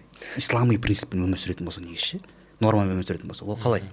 Біз шариғатты ер адамдар түсінбегендіктен әйел адам ақысын бере алмай жатамыз да, әйел адам ренжісе, сен дәстүрден аттадың деген секілді. Жоқ, айналайын. Дәстүр дұрыс ол. Дәстүр дұрыс, бірақ шариғатта бар да. Шариғат норма сақтау керек. Өзің бере алмай жүрсің шариға ақысында, келіп саған ренжисің әйел адамға. Енді әйел адам патшайым секілді өмір сүру керек деді ғой, қалай? Туылғаннан бастап әйел адамға еш нәрсе міндет болмайды ғой, материалдық жағынан. Киім кешегі, ішіп жемі барлық әкесінің мойнында. Қашанға дейін? Тұрмысқа шыққанға дейін. Жұмыс істеуге мүлдем міндетті емес әйел адам. Иә? Тек қана әке шешесі жұмысқа қауқарсыз болса ғана шығады. Иә? Ал басқа жағдайда әкенің міндетінде. Сөйтіп келді, тұрмысқа шыққаннан кейін бұл жауапкершілік кімге өтеді? Күйеуіне өтеді. Күйеу енді бұны қалай қамтамасыз етеді? Тұрғылықты жеріндегі әйелдер қалай өмір сүреді? Орташа деңгей, жағдайыңа қарап та, сол деңгейде сен оған нәпақасын да баспанасын қамтамасыз ету керексің. Мысалы сен миллиардтап ақша табасың да, қостай кепек, не деймін, тауық кепе деме дейді бізде онысы жақта. Кішкентай бір бұрыш, бір бөлмелі үй деп қояды мысалы үшін. Сол жерде тұрғызып қойып ол дұрыс емес. Табысыңа сай беру керексің баспананы. Табысыңа сай киіндіру керексің әйел адамды. Енді ажырасып кеткеннен кейін бұл кімге қайтады бұл міндет қайтадан? Әкесіне қайтады. Әкесі болмаса кім мойнында міндет болады? Ағасы, інісі. Әйел адам ешқашан материалдық нәрседе мұқтаж болмау керек. Әйелді біз не үшін жақсы көреміз? Мен бұл әйелдерге ұнау үшін емес, жігіттер, мен шариғи норманы айтып тұрмын бұл жерде. Әйелдерге ұнау үшін жағымпаздану, кейбіреулер мен өкше деп қояды мысалы үшін да. Ондай емес. Шариғи норманы айтып тұрмын. Саған ұнама. Не айтқан мен жаңа? Соңғы сөзім не болды? Әйел адамды не үшін жақсы көресің? Әйел адамды әйел болғандығы үшін жақсы көресің болды. Бірақ қандай әйел болғандығы үшін? Десе, баж-баж деп тұрған әйел емес. Әйелің саған, негізі әйелдің табиғаты елгіш келеді ғой, негізі ер адамға. Елгіш келеді негізі. Сол нәрсені сындырып алмау керек те ер адам. Табиғатында солай, Алла солай жаратты оны. Ерге бағыныш, яғни бағынуға икемді болып келеді әйел адам табиғаты да. Ал біз соны сындырып аламыз да. Әйелің сенен бағынып тұрса, не істеп тұрса, оны тек әйел болғандығы үшін оны жақсы көре аласың болды. Басқа нәрсе үшін емес. Сенің ата-енеңе қызмет қылғандығы үшін, немесе сенің қызметіңді қылғандығы үшін емес. Әйел болғандығы үшін жақсы көресің болды. Да? Енді осындай жағдайда ер адам егерде әйелін мүлдем асырап қарамаса, бұл жағдайда бағынбайды. Ал егер тыраштанып жүр, азаннан кешке еңбек етеді, бала шағасын асырайды, асырау үшін жұмыс істейді, әйеліне алып бергісі келеді, бірақ маңдайына ол нәрсе жазылмағанда байлық деген нәрсе. Қазір мынандай нәрсе бар екен жеке. Бүкіл адам бай бола алады деген түсінік бар да. Оның астарын қарасаң, өзінің курсын сатқысы келіп тұр да негізі. Курсын, ақша істегісі келіп тұрған адам да, бір информация айтып жібереді, курс ұйымдастырып жібереді деген секілді. Негізі сол да. Айналайын, бауырлар, бүкіл адам бай бола алмайды. Бүкіл адам бай бола алмайды. Алла Тағала Құран Кәрімде байлар кедейлер деп бөлді. Сен пешенеңе жазған ризықты аласың, болды, соған жараса жұмыс жасайсың. Алла Тағала бай кедей деп бөлді, кедей болып қалады, демек сен кедей боласың, жұмыс істемей қой, тағдырыңа пешенеңе жазған нәрсені көресің деген нәрсе емес. Сен тағдырың не жазылған білмейсің ғой сен. Адамның қателіктерге бой алдырудың барлығы қате таңдауларын кеседі, адам таңдауын дұрыс жасау керек та. Енді сен межеге, мақсатқа жету үшін ақша табу үшін жұмыс жасайсың, қолынан келіп жұмыс жасайсың. Сол жұмыстың нәтижесінде тапқан табысың сенің ризқың маңдайыңа жазылған. Болды. Кейбір көп адамдар бар, біреулер айтады, адамдар ақылын істете алмайды. Тек жаңағыдай кругозоры тар, мышлениесі тар, алдындағы нәрсені ғана көреді, соны ғана қара жұмыс істей береді. Бұлай кең қаралмайды. Кең кругозормен дүниеге қаралмайды, сондықтан да ол ақша таба алмайды деп айтады. Олай емес. Азан кругозоры кең қаншама адамдар бар да, жұмыс жасайды, бірақ мардымсыз табысы. жоқ емес, бар ғой ондай адамдар, жетеді ғой. Неге солар бай болып кетпейді ондай болатын болса? Бүкіл адам не болмайды, бай бола алмайды. Енді жағы әлгі ер адам тыраштанып жүріп, сен асырауға әрекет жасап жүрсе, бірақ та сөзі өтімсіз болады. Енді бәрі жағынан идеал бола алмайды ғой ер адам. Мысалы үшін айтқанда тұра алмайды. Иә, өзі минустар жіберіп қойған әйел адамның алдында, әйелдің алдында деген секілді. Минустары көп. Сол минустары үшін әйел адам бағынбай қойса бола ма? Болмайды. Өйткені бұл хақпен емес та. Бұл хақсыз болып тұр бұл. Сондықтан да күйеуінің алдында, күйеуің саған минус өткізсе, минустарын өткізіп алса, хақсыз болса бұл жерде ол мен бағынбаймын деп айтуға болмайды. Бағыну керексің. Жалпы сұрақ, егерде күйеуі мысалға жағымсыз істер істесе, сыйламай қойса болады. Сөзі мен ісі сәйкес келмей қалса, уәде береді, бос деген сияқты. Сыйламай қалса дегенменен, бағынбай қалса деген сияқты арасын ажырату керек шығар бәлкім. Мысалға сыйлау деген нәрсе бұл бағынбау деген нәрсе емес жалпы. Яғни кейде бағынбау ол сыйламау болуы мүмкін, бірақ жаңағыдай сыйламаудың барлығы бағынбау емес қысқасы. Сыйламау деген сөзіміз жалпы ол ер кісі болғандығы үшін мысалы сізге табыс айтқанса әкеліп жатыр. Сөзі мен ісі кейде мысалы айтқан сияқты шынымен де орындай алмай қалған болуы мүмкін. Сол орындамай қалғандығы үшін мысалға сыйламай кету деген болмайды. Өйткені некенің негізі мысалға Құран Кәрім айтпақшы, яғни некенің негізінің өзі махаббат пен сыйластықтан тұрады дейді мысалға. Неке деген нәрсе. Ерді ер деп сыйлау керек мысалға, әйелді әйел деп сыйлаған кезде ғана ол неке тұрады. Мысалға махаббат болып, бірақ сыйластық болмаса да ұстап қала аласыз мысалға. Некені ұстап қалуға болады мысалға. Бірақ махаббат болып сыйластық болмаса ұстау қиын да. Өйткені мысалға ерді ер деп сыйламаса, әйелді әйел деп сыйламаса мысалға, ол неке ұзақ уақыт өтпей уже ажырасып кетеді мысалға. Ренжу десек бола ма онда? Яғни ренжу дегенде болады шығар. Ренжу деген нәрсе мысалға ренжи алады әйел кісі. Өйткені әйел кісінің ренжуге ақысы бар мысалға. Бірақ енді ренжу деген кезде ақысы бар емес, ренжиді ғой негізі. Олай.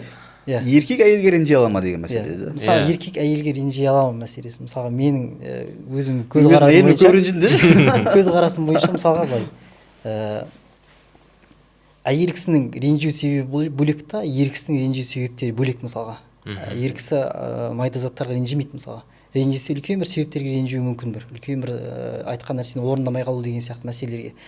Ал бірақ ренжуінің себебі ол мысалға айтқан орындамау деген сияқты болуы мүмкін. Бірақ әйел кісінің ренжуі ол внимание талап еткеннен мысалға ше. Яғни өзіне қарату мақсатында ренжиді. Сол себепті бір кішкентай бір детальный нәрселерге мән бермей қалсаңыз, кішкене ренжігіш болып кетеді мысалға. Өзіне көңіл аударту үшін ренжиді. Әйелге тән ренжу мысалға. Осылай ер кісі әйелге тән ренжумен ренжіп отқан болса, бәлки біздер айтылатын шығармыз мысалы, бұл айып деп мысалға. Ал былайынша жалпы ер адамның сол әйеліне ренжуі қалай болады енді? Иә. Неге әйелге ренжи алады, не үшін еркекке ренжи алмайды? Двойной стандарт что ли? Ренжиге ақысы бар, толықтай. Ренжи алады. Мысалы үшін әйел сенің айтқаныңды істемей қойды, неке болмаса сен тамақ істеші дедің, ол істемей қалды деген секілді. Бірақ бұл ренжіштің соңы арадағы сенімнің қарым-қатынасқа сызат түсуге алып бармау керек та. Жай пендешілік ренжу болады ғой, айтқан істемей. Еркелік десе де болады, солай. Вот. Бірақ көп ренжи бермеңдер әйелдеріңе. Машалла. Келесі сұрақ, ұстаз мысалға жаңағыдай осындай нәрселер бар ғой, қарапайым.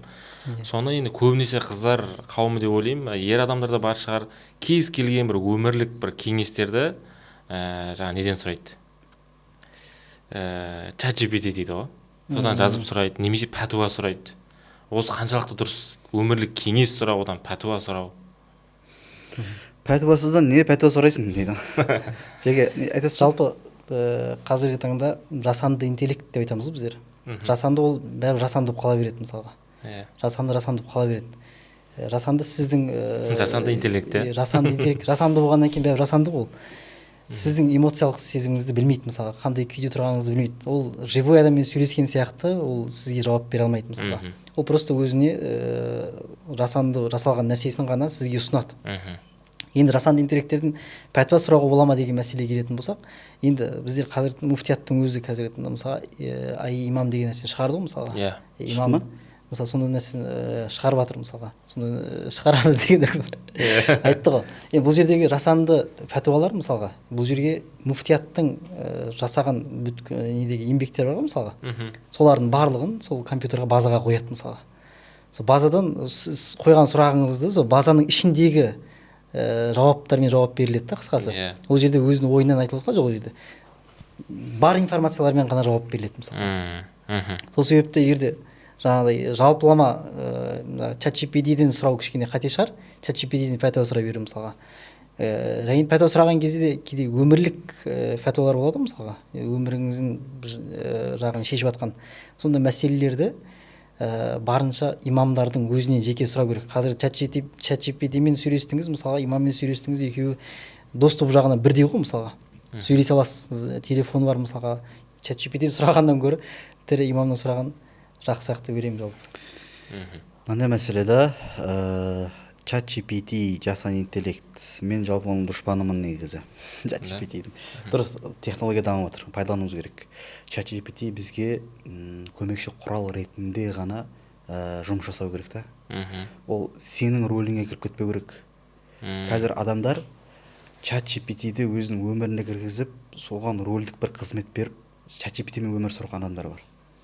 Тәуелділік зомбилер деп қояды қазір, зомберлер деп қояды. Яғни кез келген мәселе ChatGPT-ден сұрайды.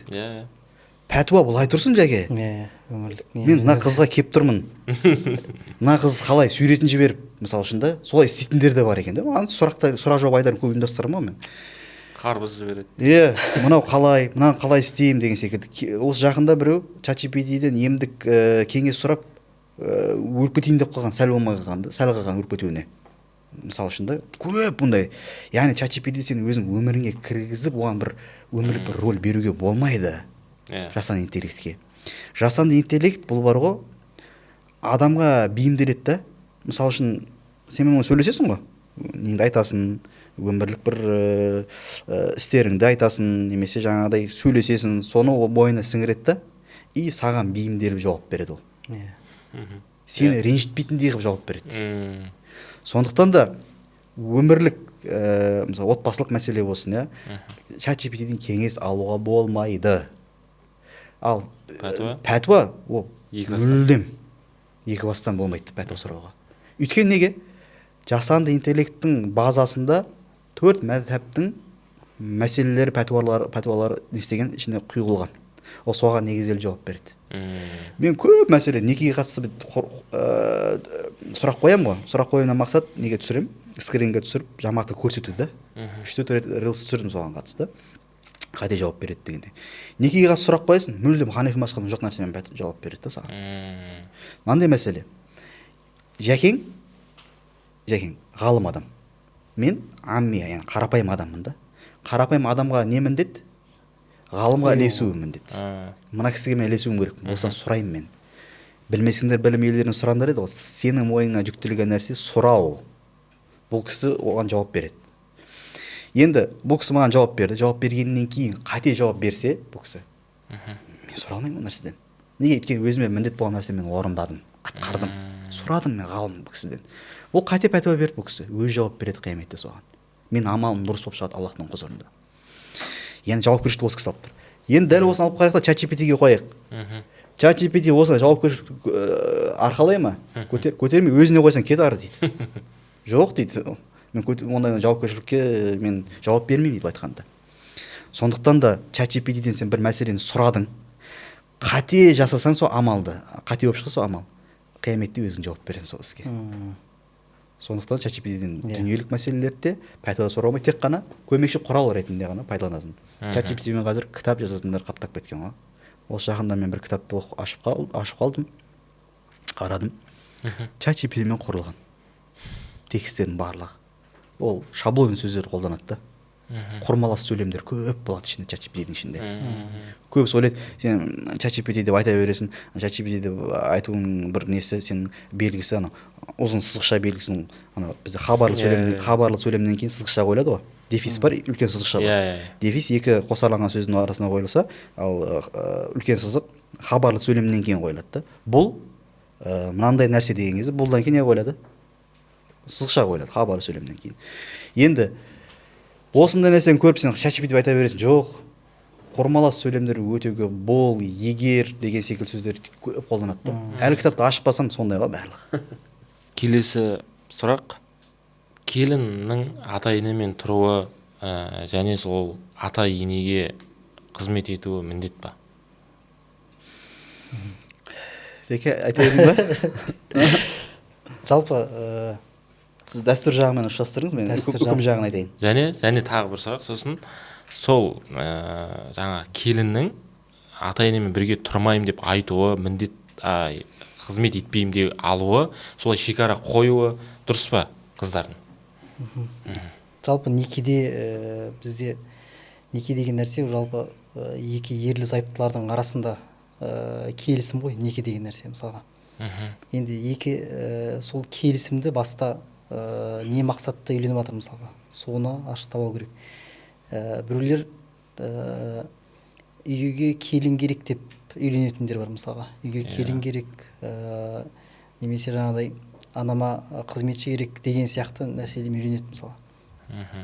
Енді бұл қыз бұндай нәрсемен үйленбейді ғой мысалға. Қыз өзі келін боламын деп тұрмысқа шықпайды мысалға. Ол келін боламын емес, ол қаншайым боламын деп қаншайым болғым келеді деп мысалы тұрмысқа шығады. Енді қаншайым болу үшін де ханға қызмет қылу керек қой, жалпы хан болу керек қой күйеуің кезде мысалға. Жалпы келін ретінде әлбетте ол үйленгеннен кейін автомат түрде біздегі ене, келін деген терминдер болады ғой енді. Бірақ енді именно үйленген кезде келін ретінде алу, келін болсын деп алу қате түсінік деп ойлаймын. Бірақ енді ол ата-анасына қызмет етпесін деген сөз емес. Әйел өзіне күйеуіне бағыну арқылы жәннатқа кіретін болса, мысалға, күйеуінің разылығын табу арқылы кіретін болса, еріксі керісінше өзінің ата-анасының разылығын табу арқылы кіретін мысалға жәннатқа. Сол себепті біздер қазақта жалпы салт дәстүрде біздер барынша келін енеге қызмет, өзінің ата-анасындай көріп қызмет еткісі келеді ғой жалпы. Енді именно осы мәселеде жаңағыдай егерде келіндік қызмет атқармай жатсың, немесе екеуінің арасында сөздері жараспай қалды мысалға арасындағы, бұл мәселелерді еріксі өзі шешу керек, қысқасы шеше алу керек осы мәселелерді. Енді келін ретінде жаңа айтқан сияқты келін ретінде алғаннан кейін ол қыз ертең келіндігін орындамай жатқан болса, алған әйел келіндігін орындамай жатқан болса, ертең ажырасуға үлкен себеп болады. Жаңа айтқан сияқты ажырасудың себебін алып барады қайтадан. Сол себепті үйленген кезде жалпы келін ретінде емес, өзінің әйелін ретінде алу керек. Өйткені жаңа коучтардың үндейтін нәрсесі сол ғой мысалға. Ажырасудың себебі сен біреудің үйіне құл болып келген жоқсың дейді мысалға. Құл болу үшін келген жоқсың. Яғни бұл нәрсені құлдық деп түсіну керек емес шығар, бәлки құлдық емес. Бұл керісінше ата-анаға разылық, ата-анасының разылығын алу деген сияқты түсінікпен түсіндіру керек шығар. Ал егер де мысалға жаңа ислами тұрғыдан айтатын болсақ, шариғи тұрғыдан айтатын болсақ, жалпы келін ата-анасына, күйеуінің ата-анасына қызмет етуі шарт емес асылы. Шарт қылмайды мысалға. Андай мәселе да, жеке отбасылық өмірде жаңа әдемі айттыңыз сіз. Саған жалпы кім керек? Егер ата-анаңа қызмет қылатын әйел керек болатын болса, қызметке бейім өз қыздар болады өзі. Ата-енеге қызмет қылғысы келіп тұратын, үй шаруасына пысса сондай қыздар болады да өзі негізі. Сондай қыз іздесең. Ата-анаңа қызмет, ата-анаңның қызметіне бір әйел іздеп жүрген болатын болсаң, немесе сол секілді сондай қызды іздеу керексің да. Ал егер жоқ, олай болмаса, қазір бізде жігіттер қалай?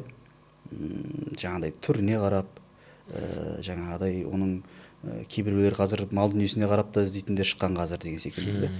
Сөйтіп алып алады да, сосын ол ата-енесіне қызмет қылмаса ренжіп шығады деген секілді. Сосын мынау отбасылық өмір, бұл ступкаға барып өмір сүру керек та, правасын качать ету деген нәрсе көп жағдайда сәтсіздікке алып барады негізінде. Ата-енеге қызмет қылу дұрыс шариғат тұрғысынан ол міндетті болмағанымен, дұрыс міндетті емес шариғат тұрғысынан.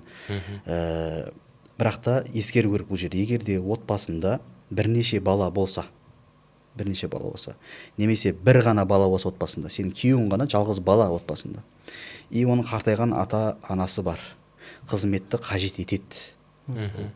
Бұндай жағдайда сен уступкаға бару керексің, күйеуінің жағдайына кіру керексің бұндай жағдайда. Иә? Бұл ата енеге қызмет қылу деген сөз, бұл нәпіл құлшылық іспеттес та. Мысалы үшін нәпіл намазға Алла тағала бұйырмаған. Дұрыс па? Адам өз еркімен жасайды да, өз қалауымен жасайды. Ата енеге қызмет қылу да бұл нәпіл құлшылық іспеттес. Егер сен осы үлкен кісіге мен қызметін жасайын, қызметін қылайын, өз-өзін жаңағыдай өзінің істерін былай жасай алмайды, денсаулық себепті деген секілді да. Сондай мақсатта қызмет қылса, оның сауабы деген өте үлкен. Негізі адамға қызмет қылу ең ауыр нәрсе ғой негізі. Сауабы өте үлкен. Егер де отбасында жалғыз бала болатын болса, уступкаға барып, кішкене сабыр қылған дұрыс та. Ал егер бірнеше бала болса отбасында, қыз бұл жерде мен сенімен бірге тұра алмаймын, тұра алмауыма ата енеңе қызмет қылу десе себеп, бұндай жағдайда отбасын сақтап қалу ма, әлде әке шешесінің қасында қалу ма, әйелін жіберіп деген мәселеде отбасын сақтап қалу тұрады. Қараңыздар, мына нәрсені айыру керек те, біреуге ауыр тиюі мүмкін бұл ше. Жаңағыдай қазір, ой, не айтып жатыр деген, ажырастырады мына сөздер деген секілді. Бізде Алла мен пенденің ақысы бір жерге жиналатын болса, пенденің ақысына қатысты болған мәселеде. Пенденің ақысы бірінші орынға қойылады. Неге? Өйткені пенде мұқтаж. Мұқтаж болған дұрыс. Алла мұқтаж емес. Сол секілді ақылардың бір-біріне қарама-қайшы келіп қалатын тұстар болады деген фиқта. Мысалы, әйелің ата-анаңа қызмет қылмаймын деп жатыр. Дұрыс па? Енді мына жерде әке шешең не деп жатсаған? Жоқ, сен келінді жібер, босат. Немесе мен қызметін қылсын деп жатыр. Қара, екі ақы бір жер кеп тұр. Осы жерде сен кімді таңдайсың? Қайсысын жоғары қоясың? Фиқи таза шариғи нормада әйелдікке қойылады бұл жерде. Неге? Ата-ананың разылығы бар ғой, ата-ананың разылығы деген нәрсе ата-анаға қатысты болған нәрселерде ғана болады, байланады. Алла мен құлдың арасы, пенде мен пенденің арасында, немесе адамның өзінің жеке таңдауына қатысты ата-ананың разылығы байланбайды. Мысалы, дәл жаңағыдай мәселе. Бостан бос ажыраса алмайсыз. Ажыраса алмайсың. Яғни мен әке шешем сенімен ажырас деп жатыр. Ажырас деу себебі сен әке шешеме қызмет қылмай жатсың деуі дұрыс емес бұл. Бұл зұлымдықпен ажырасу, әйелдің ақысына кіру, қияметте жауап бересің. Бізде айтады, ажырасу деген бұл Алла тағалаға ұнамсыз, бірақ рұқсат етілген амал, мубах деп ше. Талақтың асылы тахдир екен ғой жәке негізі. Тыйым екен ше. Тыйым негізі, тыйым талақтың асылы. Яғни қалаған кезде барып жаңағыдай талақ беріп ажырасып кетуге болмайды. Себеп болу керек. Ажырасудың нақты себебін қойған Алла тағала. Аллахтың шекарасына тұрудан қорықсаңдар, бір-біріңе зұлымдық беріп қою, яғни мәдди болсын, немесе ол тәндік болсын. Сол кезде ғана ажырасуға рұқсат береді. Ал одан о нәрсеге жетіп барған жоқсыңдар әлі. Бұл жағдайда ажырасуға болмайды.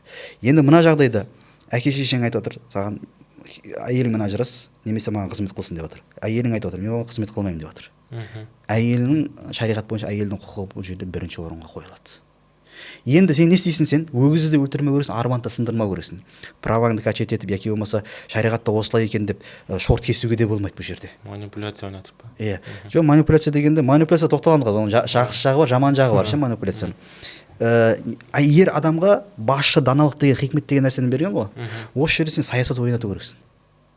Ал ол саясат ойнату, мен сенің әйеліңнің жағдайын білмеймін, мінезін, анаңның мінезін білмеймін. Ол тікелей өзіңе қайтады. Өзің білесің, сен анаңның жағдайында, әйелдің жағдайында өзің білесің. Кішкене басың жұмыс жасады. Саясат ойнатып жүру керексің мына жерде. Жоқ, саясат ойнатпай, мен анам жағында қалдым десең, әйелге зұлымдық жасаған боласың. Себепсіз ажырасып тұрсың. Ал егер ата-анаға қарайтын басқа ешкім болмаса, тек қана баласы ғана болса, сөйтті әйелді сөйтіп жүріп парбасын качет етіп, шариғат тұрғысында былай екен, Данияр ұстаз әйел адам енесіне қызмет жасауға міндет емес екен деп айтты. Міне сенбесең рылс деп жібер жетті, мысалы үшін ажырасам деп отыр. Бұндай жағдайда ата-ана қарайтын ешкім жоқ қой. Сырқат, науқас, өз күнін өзі көре алмайды. Бұл жағдайда айналайын қарағым, қандай нұрдан жаралдың, қол ұстастық, бірге осы үлкен өзіміздің мақсатымызға бірге жете алмадық. мені кешір, мен өтсе ақымды кешіріп қой, мәһіріңді бермеген болса міне мәһірің, осынша жыл қасымда болдың, ыстығыма да суыма да шыдадың, бірақ кешіріп қой, ажырассақ міне ажырасайық. Бұл хақпен болады да уже. Неге? Бұл жерде енді ана жерде бірінші жағдайда анаң мен әйелің ақысы бір жерге келіп қалды ғой, әйелдікі бірінші қойылды. Ал мына жағдайда сен әке шешеңе қарайтын ешкім жоқ, бұл жерде әке шешенің ақысы бірінші орынға қойылады. Түсінесіз ба? Сол нәрсеге қарау керек та. Сол үшін де ата енеге қызмет қылуға келі міндет ма деген кезде бірден шорт кесіп, міндетті емес, міндетті деп те айтуға болмайды да. Қарау керек, ара жігін ажырату керек деген секілді. Барынша ступкаға барып өмір сүрген, мәмілеге келіп өмір сүрген отбасы ұзаққа барады негізінде. Негізі сіз былай бұл тақырыпқа көп көңіл бөліп кеткен сияқты, былай негізі қаншама ата-анасының разылығы қылып жатқан жаңа ата енесін, қаншама жеңгелеріміз бар, әпкелеріміз бар, көп қой ауылымызда. Көп кетеді. Иә. Соларға бір сүйінші ретінде оларға қандай дін сүйінші айтады ол кісілерге?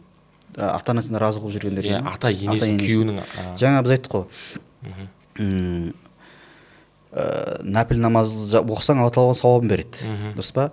Нәпілге қиястаттық, ұқсаттық. Өйткені неге өзінің еркімен жасалатын нәрсе, ата енеге қызмет деген нәрсе, әйелдің, келіннің.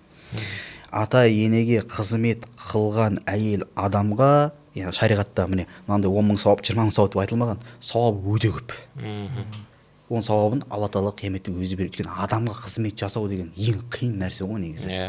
Қиын нәрсе. Бұл жерде мынандай мәселе, сосын сен менің ата енеме қызмет қылмасаң, мен саған разы емеспін дейтіндер де бар да, еркектер. Бұл жерде разылығында бүктеді бүйтіп, елап, төс қалтаңа сап қой айналайын. Бұл жерде ондай разылық жүрмейді. Еркек адам не істеу керек? Әйел адам ердің ғана разылығын алу керек. Соған міндеттелген. Шариғи дәлелдерде, ата ененің емес. Енді айтайын деген жағын ұштастырып жіберейік. Өзің қалауымен ата енеге қызмет қылдың ба, ата енеге қызмет қылғанның бір сауабын аласың, бөлек сауап. Күйеуінің алдында да разылықтың ішіне кіреді, екі жақтан да сауап болады бұл жерде. Разылықтың ішіне кіреді деген сөз, ата енеге қызмет қылмасаң, күйеуің разы болмай қалады деген сөз емес. Ойлап қарашы, мысалы үшін мен әйелім өзім анама, өзінің анасына секілді қарайды, менде ол іштей қуаныш болып жақсы көру болады, сезім болады ғой, сол жағынан да сауап беріледі да оған. Сосын мынандай мәселе. Қазір бізде коучтар бар ғой, коучтар. Дұрыс, әйел адамға ақысын бермей жүрген еркектер бар. Бірақ ана коучтар айтып отқандай секілді емес та. Ондай көп емес та.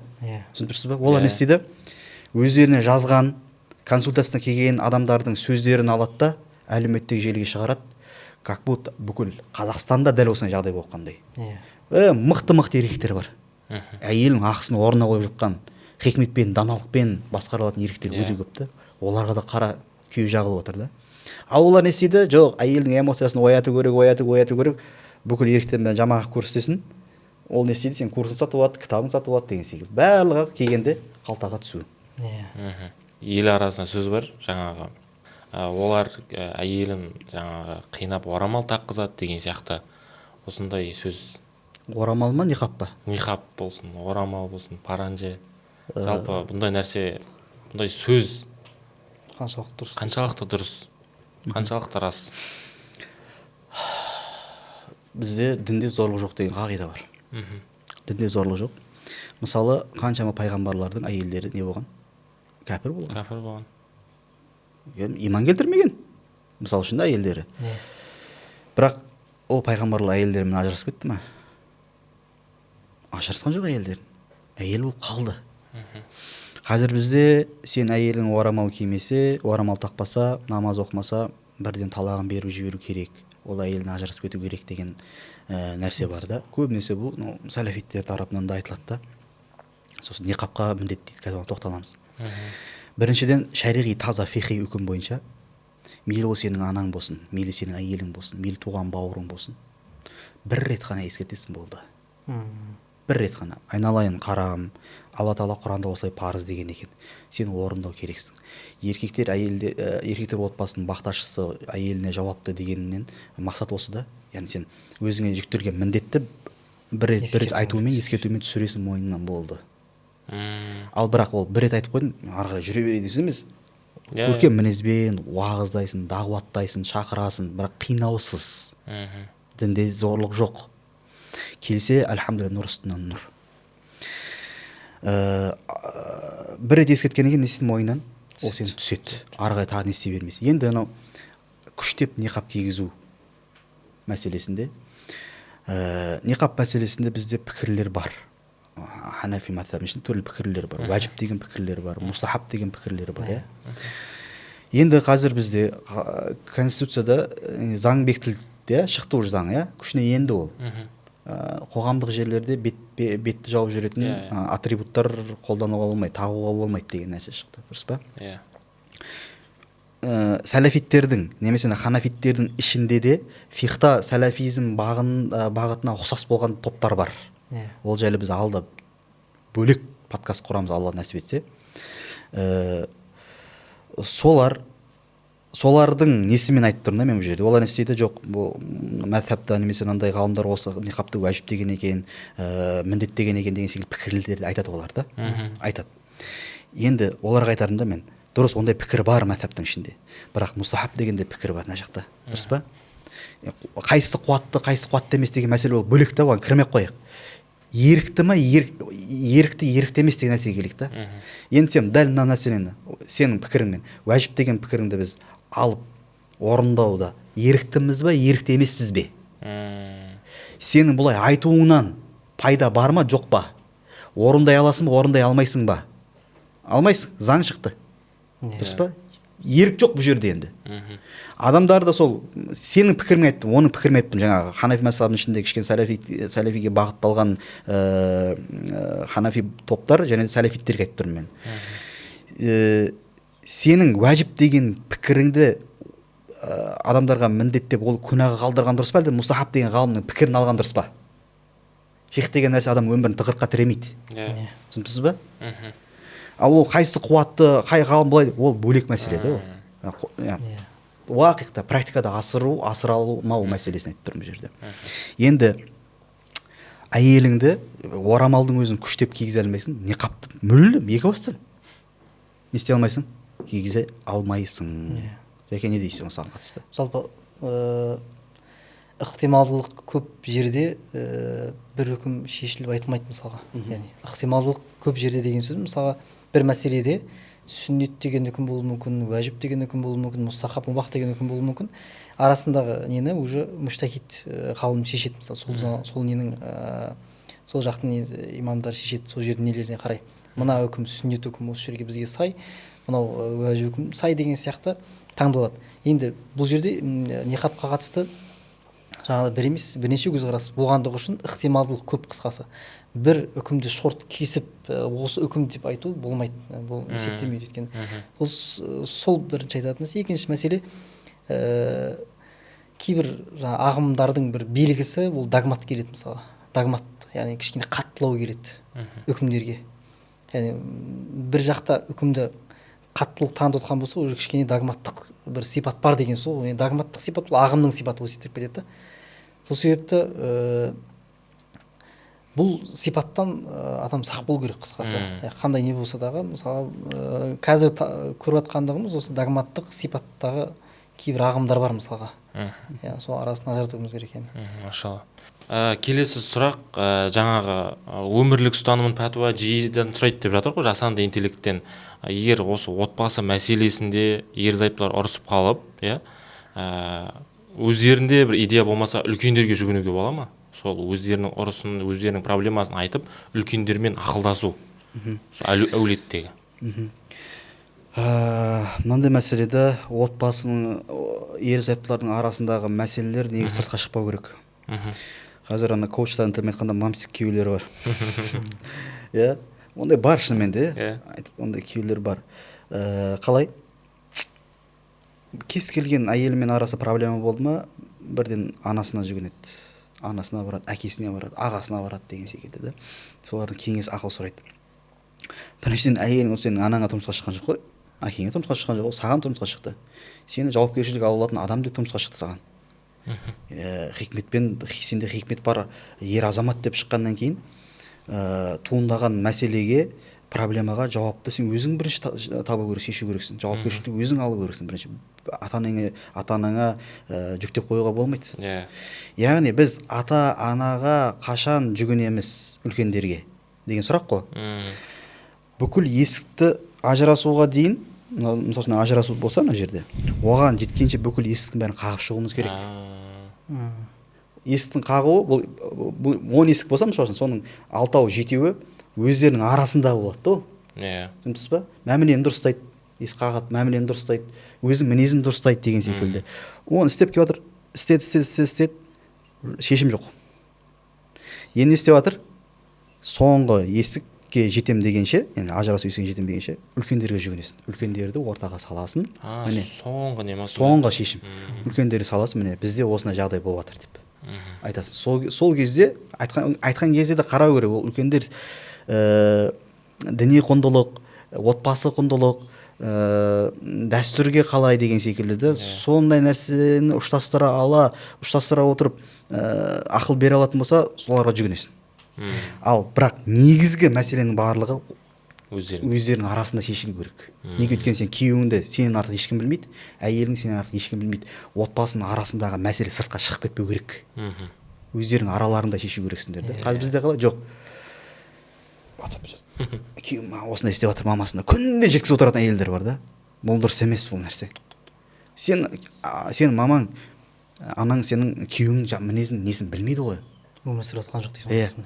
Ол не істейді? Ішіме сыйдың, сыртыма да сиясың деп ажыраса сал деп айтып қалуы мүмкін да. Жоқ. Проблема туындайды, бірге шешу керек. Еркек те дәл солай. Қазір бізде еркектен көп жауапкершілік алғысы келмейді өкінішке қарай. Жалпы статистика бойынша біздің Қазақстанда ажырасу бойынша 2-ші орында деп айтады ғой жалпы. 1-ші орында Мальдив аралдары деп айтады. Енді сол статистиканың төменгі жағын қарасаңыз, мысалға ажырасудың ең төменгі статистикасы Үндістан екен, қысқасы. Үндістан екен. Енді бұның ажырасудың себебін сұраған кезде жалпы, не үшін адам ажырасады десе, ол жақтағы некенің ажырасу мәселесін әлеуметтік кәдімгідей әулеттік мәселе болып шешіледі екен да, қысқасы. Әулетпен шешіледі екен. Әулетпен шешілгеннен кейін оның ажырасу қиын екен да, қысқасы. Ажырасып кету қиын екен. Өйткені әулеттің мәселесі болып қалады. Екі ер адамның мәселесі емес, ер мен әйелдің мәселесі емес, уже әулеттің мәселесі болғаннан кейін әулет араласып кетеді екен. Мысалға, сол сияқты біздер әулет араласып жатқан болса, әулеттің соңғы шешім деп жатырмыз ғой енді.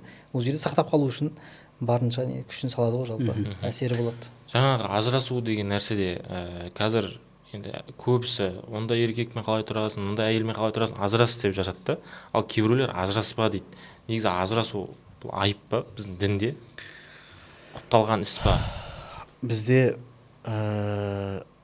бұны екі тараптан да айтатындар бар да. Сіз айтқанда жаңа ажырасып кетті. Ондай еркекпен қалай тұрасың сен? Сен ондай қиындыққа төзу үшін жаратылған жоқсың. Мен сені ондай қиыншылықты көрсін деп ұзатқан жоқпын деген секілді. Ал екінші жағы бар, жоқ ажыраспа құрсын, не істейсің ажырасып, ертең ел жұртта масқара болады, әулетке не істейміз деген секілді да. Ол ажыраспа деп жатқандар, өзінің абыройын ойлап тұр да, ол өзінің басына келетін сөздерді, абыройсыздықты ойлап тұр. Қызды да ойлап тұрған жоқ. Ол қыз қалай ол жерде зұлымдық көріп жатыр ма, зұлымдық көріп жатқан жоқ па, шаруасы жоқ. Лишь бы әулеттің арасында біз қара күйе жағылмасын біздің әулетке деген секілді. Ал мынау ажырас дейтіндерде көбінесе ажырас деп кеңес беретіндер, немесе ажыраспа деп кеңес беретіндердің барлығы өзінің өмірлік тәжірибесіне сүйеніп береді ғой, негізі көрген нәрсесіне да. Көрген нәрсесіне. Мысалы, саған ажырас деп жатқан әйел адам өзі кезінде ажырасқан болуы мүмкін да, мысалы үшін. Өмірлік көрген нәрсе сол болуы мүмкін да. Сол нәрсеге қарап саған ақыл кеңес беріп жатыр да. Енді ажырасу айып па дегенде, егер де әйел адамның ақысына ер адам кірсе, нақты зұлымдық көрсететін болатын болса, асырамай ұратын болса, соғатын болатын болса, бұндай еркекпен тұру, әйел адамға зұлымдық жасап қалған еркекпен тұру, бұл зұлымдық болып саналады. Әйел адам өз-өзіне зұлымдық жасап отыр бұл жерде. Бұндай жағдайда ажырасу айып емес. Керісінше ажырасу керексің, шариғат шыдап тұр демейді бұндай жағдайда. Яғни мен тағы да шатастырмаңыздар оқырмандар. Анау күйеуі әйелдің ақысын беріп жүріп, асырауға тыраштанып жүріп, бере алмай қалу емес. Қазір әйелдің мойнына мініп алған еркектер өте көп қазір. әйелін жұмысқа жіберіп қойып соған жұмыс істетіп соны пособие льготно күн көретін еркектер деген мындай жетеді, ондай еркектерді соларға айтып тұрмын да. И ол аздай үйіне ішіп келеді, достарын алып келеді бірге, мысалы үшін ішеді да, сосын хайпай болады, саған қарап қойдың, өйтіп қойдың, бүйтіп қойдың, неге ана бүйтесің деген секілді, соңында ұрады, басқа да себептермен деген секілді. Бұндай жағдайда егер ол фактіленсе үнемі қайталана беретін болатын болса, үлкендерді салып ортаға бұндай еркектен ажырап кету керек. Ажырасу бұл жағдайда айып болмайды.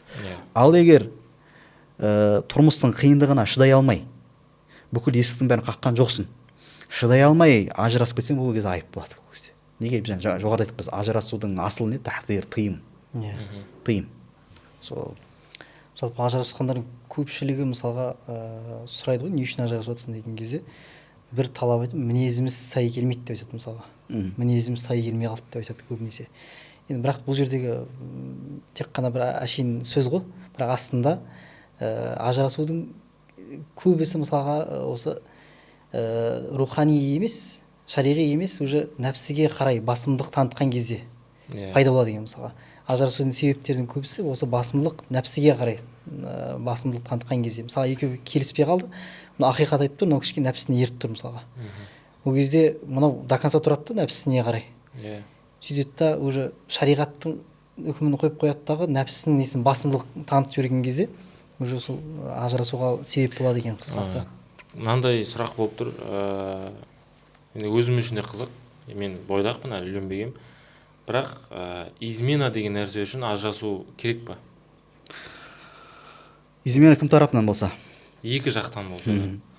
Измена деген сол ажырасуға тұра ма? Кім тараптан болса дегенді әдейі айттым да, айтады ғой, мындай сөз бар ғой. Әйел измена жасаса, күйеуі ажырасып кету керек дейді. Ал күйеуі измена жасаса, әйелі түсіну керек. Двойной стандарт деп қояды мысалы үшін. Қалай бұл вообще? Измена деген бірінші, былай қарайық. Көп әйел алуды қозғау керек болып қалады да бұл жерде ше, измена айтқаннан кейін ше. Қозғау дегенде қалай? Көп әйел алу мәселе менен сұрайды, ұстаз, көп әйел алуға бола ма деп ше менен. Мен айтамын, көп әйел алудың себебі не деймін? Егер де әйелің саған бүкіл қажеттіліктің бәрін өтеп тұрса,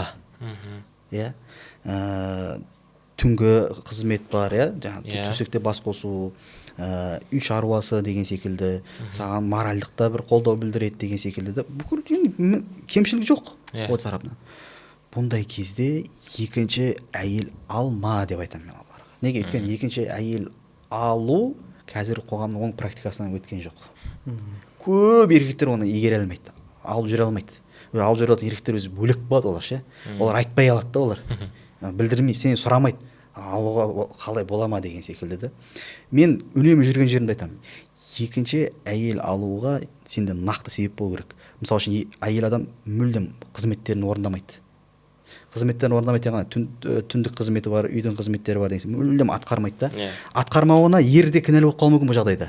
Мысалы үшін босанғаннан кейін әйел адамның жаңағыдай депрессиясы бар, либидосы төмен түсіп кетеді, түрлі жаңағыдай организмде өзгерістер болады, қарату керек, емдету керек, тістері босайды деген секілді. Осындай нәрсенің бәрін жасап жүрсе де, бірақ міндеттерін атқармаса, енді еркек адам не істейді? Бұл жерде шахватын қалай басады деген мәселеге келеді да бұл жерде. Енді бізде шахватты басу шариғатта бір жолмен ғана, ақ некемен ғана болды, басқа жол жоқ деген секілді. Бұны жерде қарайды. Енді сұрақ измена мәселесі болды. Егер де изменаны әйел адамға жасайтын болатын болса, еркек адам, біріншіден измена жасау ешқандай некесіз барып бір әйелмен қосылады барып, мысалы үшін шариғатта өте үлкен күнә. И әйелге жасалған қиянат бұл. Қиянаттың ең үлкені измена жасау әйел адамға. Біз еркек болғаннан кейін түсінбейміз әйел адам жүрегінде не болып жатқандығын да. Негізі әйел адам жүрегінде сондай бір өмірі астан кестен секілді болып кетеді да ол. Оны түсіне алмаймыз оны. Өте ауыр қабылдайды әйел адам. Енді изменаға ұшыраған әйел адам таңдау еркі өзінде. Кешіре алсаң толықтай кешір. Кешіре алмай, болашақта қайтадан бұны бетіне басатын болатын болсаң, еркек тәубе етті мысалы үшін. Бұндай жағдайда екі жаққа кеткен дұрыс. толықтай әйелдің өзіне қалдырылады измена жасау. Еркекте дәл солай. Кешіре алсаң толықтай кешір, бетіне баспа, сосын кешіре алмасаң екі жаққа кеткен дұрыс. Ал бірақ измена жасау бұл құпталмайды, мүлдем категорически тыйым салынатын нәрсе. Иә. Соңғы сұрақ, подкастымыздың соңғы сұрағы, сол қазіргі ажырасқан адамдар сол әлеуметтік желіде соны мақтан тұтады дейміз ба, көрсетеді иә, десеңші. айқара ашып, былай болды, мен одан құтылдым деген сияқты айтады. Осы қаншалықты дұрыс дейсіз ғой. Айта беріңіз жеке, айтасыз ба? Айта беріңіз.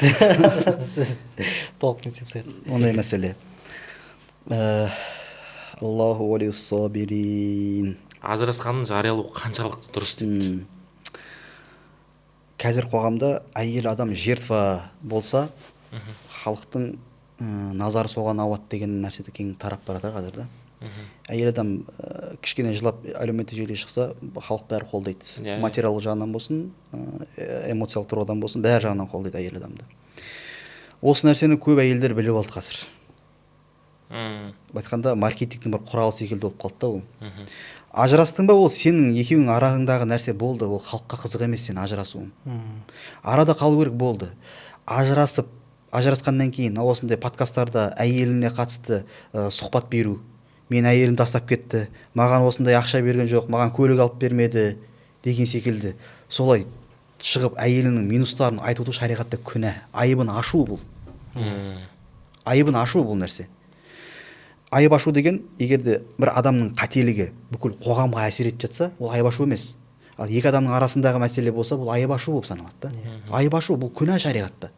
Дәл сол секілді әйел адамды ажырасқаннан кейін подкастқа барып, күйеуімен үйтті, бүйтті деп айтып отыруда ол да айып ашу. И бұл нәрсе артта келе жатқан отбасыларға ажырасуына түрткі болу болды.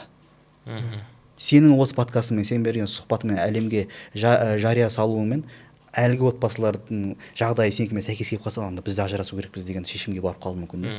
Себеп болып қалуы мүмкін біреудің ажырасып кетуіне. Ажырастың ба, екеуің арын жібер болды. Бірге тұра алмайсың ба, еркек әйелді жіберсін, әйел еркекті жіберсін, қазбаламасын жеке ары қарай өмірінде. Сол арқылы әлеуметтік желіге шығып, подписчик жинап, хайп ұстап ол арқылы кино шығарып деген секілді да. Әрбір сол подкасттан кейін бір кино немесе сондай дайын тұрады. Дайын тұрады. Сондай өлең шығарып, шығарады ғой. Сен де аман, мен де аман деп, мысалы. Жалпы, иә, бұл неке деген нәрсе айттық біздер. Екі ерлі зайыптың арасында болғаннан кейін екеуінің арасындағы сырлардың барлығы екеуінің арасында қалу керек асылы. Екеуінің арасында қалу керек. Енді сен мысалға ол жігітпен немесе жараспай қалдың, ажырасып кеттің мысалға. Енді оның барлығын не үшін ажырастың, оның айыптарын барлығын айтып отыру керек емес. Өйткені ертең біреу басқа біреуге тұрмысқа шығатын шығар мысалға. Ертең басқа біреуге үйленетін шығар. Жігіт мысалға. Сол кезде сенің айтқан сипаттарына қарайды ғой. Мысалға, бәлки саған жақпаған шығар, бірақ басқа біреуге жағуы мүмкін ғой мысалға. Сенің айтып отқан нәрсең. Сол себепті некедегі нәрсенің барлығын тіпті әлеуметтік желіге жария бері тұрсын мысалға, жақындарына да айтуға болмайды асылда. Өйткені некедегі нәрсе ол жасырын қалды. Жаңа айтқандай. Жасырын қалды мысалға, некенің ішінде екеуінің арасында қалу керек мәселе. Енді әлеуметтік желіге салғаннан кейін бұл енді автоматты түрде. Бұның артында не емес та андай. Негізі адам бір қателік жасаса, соны өзін ақтап алатын бір себептің артында тығылғысы келеді да. Адам сондай негізі. Олар не деп ақтайды? Ел жұрт оның жүзін көрсін, шынайы жүзін көрсін дейді. Шынайы жүзін көрсін. Қоғамда әйел адамдар осылай сабақ болсын әйел адамдарға. Мен жасаған қателік жасамасын деген секілді. Андайда бүкіл шариғатта тыйым салынған, жалпы моральдық тұрғысынан да адамгершілікке де сай келмейтін нәрсенің барлығын істеп келді да, соны алып келеді, не істейді? Жаңа әйелдерге сабақ болсын деген артына жасы тығып қояды болды да. Әдемі. Адамдардың бәрі мынаны көреді, әйелдерге сабақ болсын деген нәрсе, ана жақта үлкен проблеманы көрмейді. Сондықтан да қандай нәрсе болса өзі жабулы қазан күйінде екеуінің арасында қалу керек. Жариялау шариғат тұрғысынан арам болып саналады. Алла разы болсын. Ұстаз, жалпы енді бұл подкастта соңына дейін көреді деп ойлаймын, көп адам. Подкасттың соңын бір позитивті бір түйінмен аяқтасақ. үйлену, иә, енді бар жағы ажырасу болып кетті енді. Мысалға бір-бірімен тату, адал, жаңағы күшті болып жүрген отбасылар бар ғой. Сондайларға көңіл бөлсек. Мен негативпін. Сіз позитивпен аяқтаңыз. Жалпы бізде көбінесе мына нәрсені үйленбестен алдын үйленбе деп айтады мысалға ше. Иә. Мысалға үйленбе дегеннің өзі не ғой жалпы. Позитив емес мысалға. Керісінше дейді мысалға мына нәрсені істеп үйлен деп айтады мысалға. Үйлен деген сөз кішкене позитивте келеді дейді да. Сол себепті жалпы бақытты отбасылар көп, альхамдулилля. Яғни бақытты отбасылар Аллаға шүкір. Оны комментарийге жаза жатар иншалла. Қандай ер кісілермен үйленгендігі мысалға. Аллаға шүкір біздің айналамызда мысалы біз араласатын адамдардың арасында әйелін қатты құрметтейтін, әйеліне жаңағыдай өзіне жаңа ханшайымы деп қарайтын ер кісілер көп, Аллаға шүкір. Жалпы бұндай ер кісілер айтқан ер кісілер жоқ екен деп мүлде үйленуден немесе жаңағыдай тұрмысқа шығудан үмітін үзіп тастамау керек. Өйткені Аллаға сіз өзіңіз қандай болсаңыз иншалла Алла тағала дұға ете беріңіз, бәлки сізге де сондай жақсы бір жар бұйырар иншалла. Менің жастар үйленгісі келіп жүрген немесе үйленіп қойған жастарға айтарым, жас дегенде біз енді 30-дан астық, мен қазір 25-20 келіп үйленіп жатыр қазір, иә? 32-деміз. Айтарым, әйел адам негізі табиғатынан иілгіш келеді ер адамға. Жаңа айтқандай, иілгіш келеді. Сол иілгіштікті сындырып алмаңыздар. Әйелдеріңізді ақысын шариғи норма бойынша берсеңіздер, әйел адам сізге иілу былай тұрсын, бүкіл нәрсеге дайын болады. Сынаққа да, қиындыққа да, барлық нәрсеге дайын болады. Біз өзімізден кетіп жатыр, құрметті ерлер қауымы. Біз өзіміз әлсіз болып жатырық. Эмоциялық тұрғыдан да, материалдық тұрғыдан да әйел адамның ақысын бере алмай, көптеген жағдайда әйелдің ақысын бере алмағандықтан қазір біздің қаракөз қыздарымыз, әйелдеріміз феминистік санаға жеңіліп жатыр. Сіздердің өтініш, әйел адамның ақысын толықтай өзінің орнына қояйық. Әйел адамға зұлымдық жасамайық. Әйелдеріңізді сіздің әйеліңіз болғандығы үшін ғана жақсы көріңіз оны. Бұл әйелдерге жығылу, подкаблучник өкше емес. Мен таза осы салада маман ретінде осы неке бабын, талақ бабын терең қолынан шама-шарқпен келгенше зерттеген адам ретінде айтып тұрмын. Ақысына адал болыңыздар, сол кезде әйел адам иілгіш келеді сіздерге. Айтады ғой, жалпы janнатта да жалғасатын жалғыз құлшылық неке дейді ғой. Неке. Сол баршаларыңыздың некелеріңіз janнатта да жалғассын. Әмин. Janнатта қол ұстасып хор қыздарына, сендер аға тұрыңдар, мен өзім қаншайым маған жетеді деген секілді болсын. Құрметті ұстаздар, келгендеріңізге, пайдалы ақпараттан бөліскендеріңізге көп рахмет, Алла разы болсын. Бұйырса келесі кездескенше тағы да подкасттар болады деген ойдамыз. Болады бұйырса.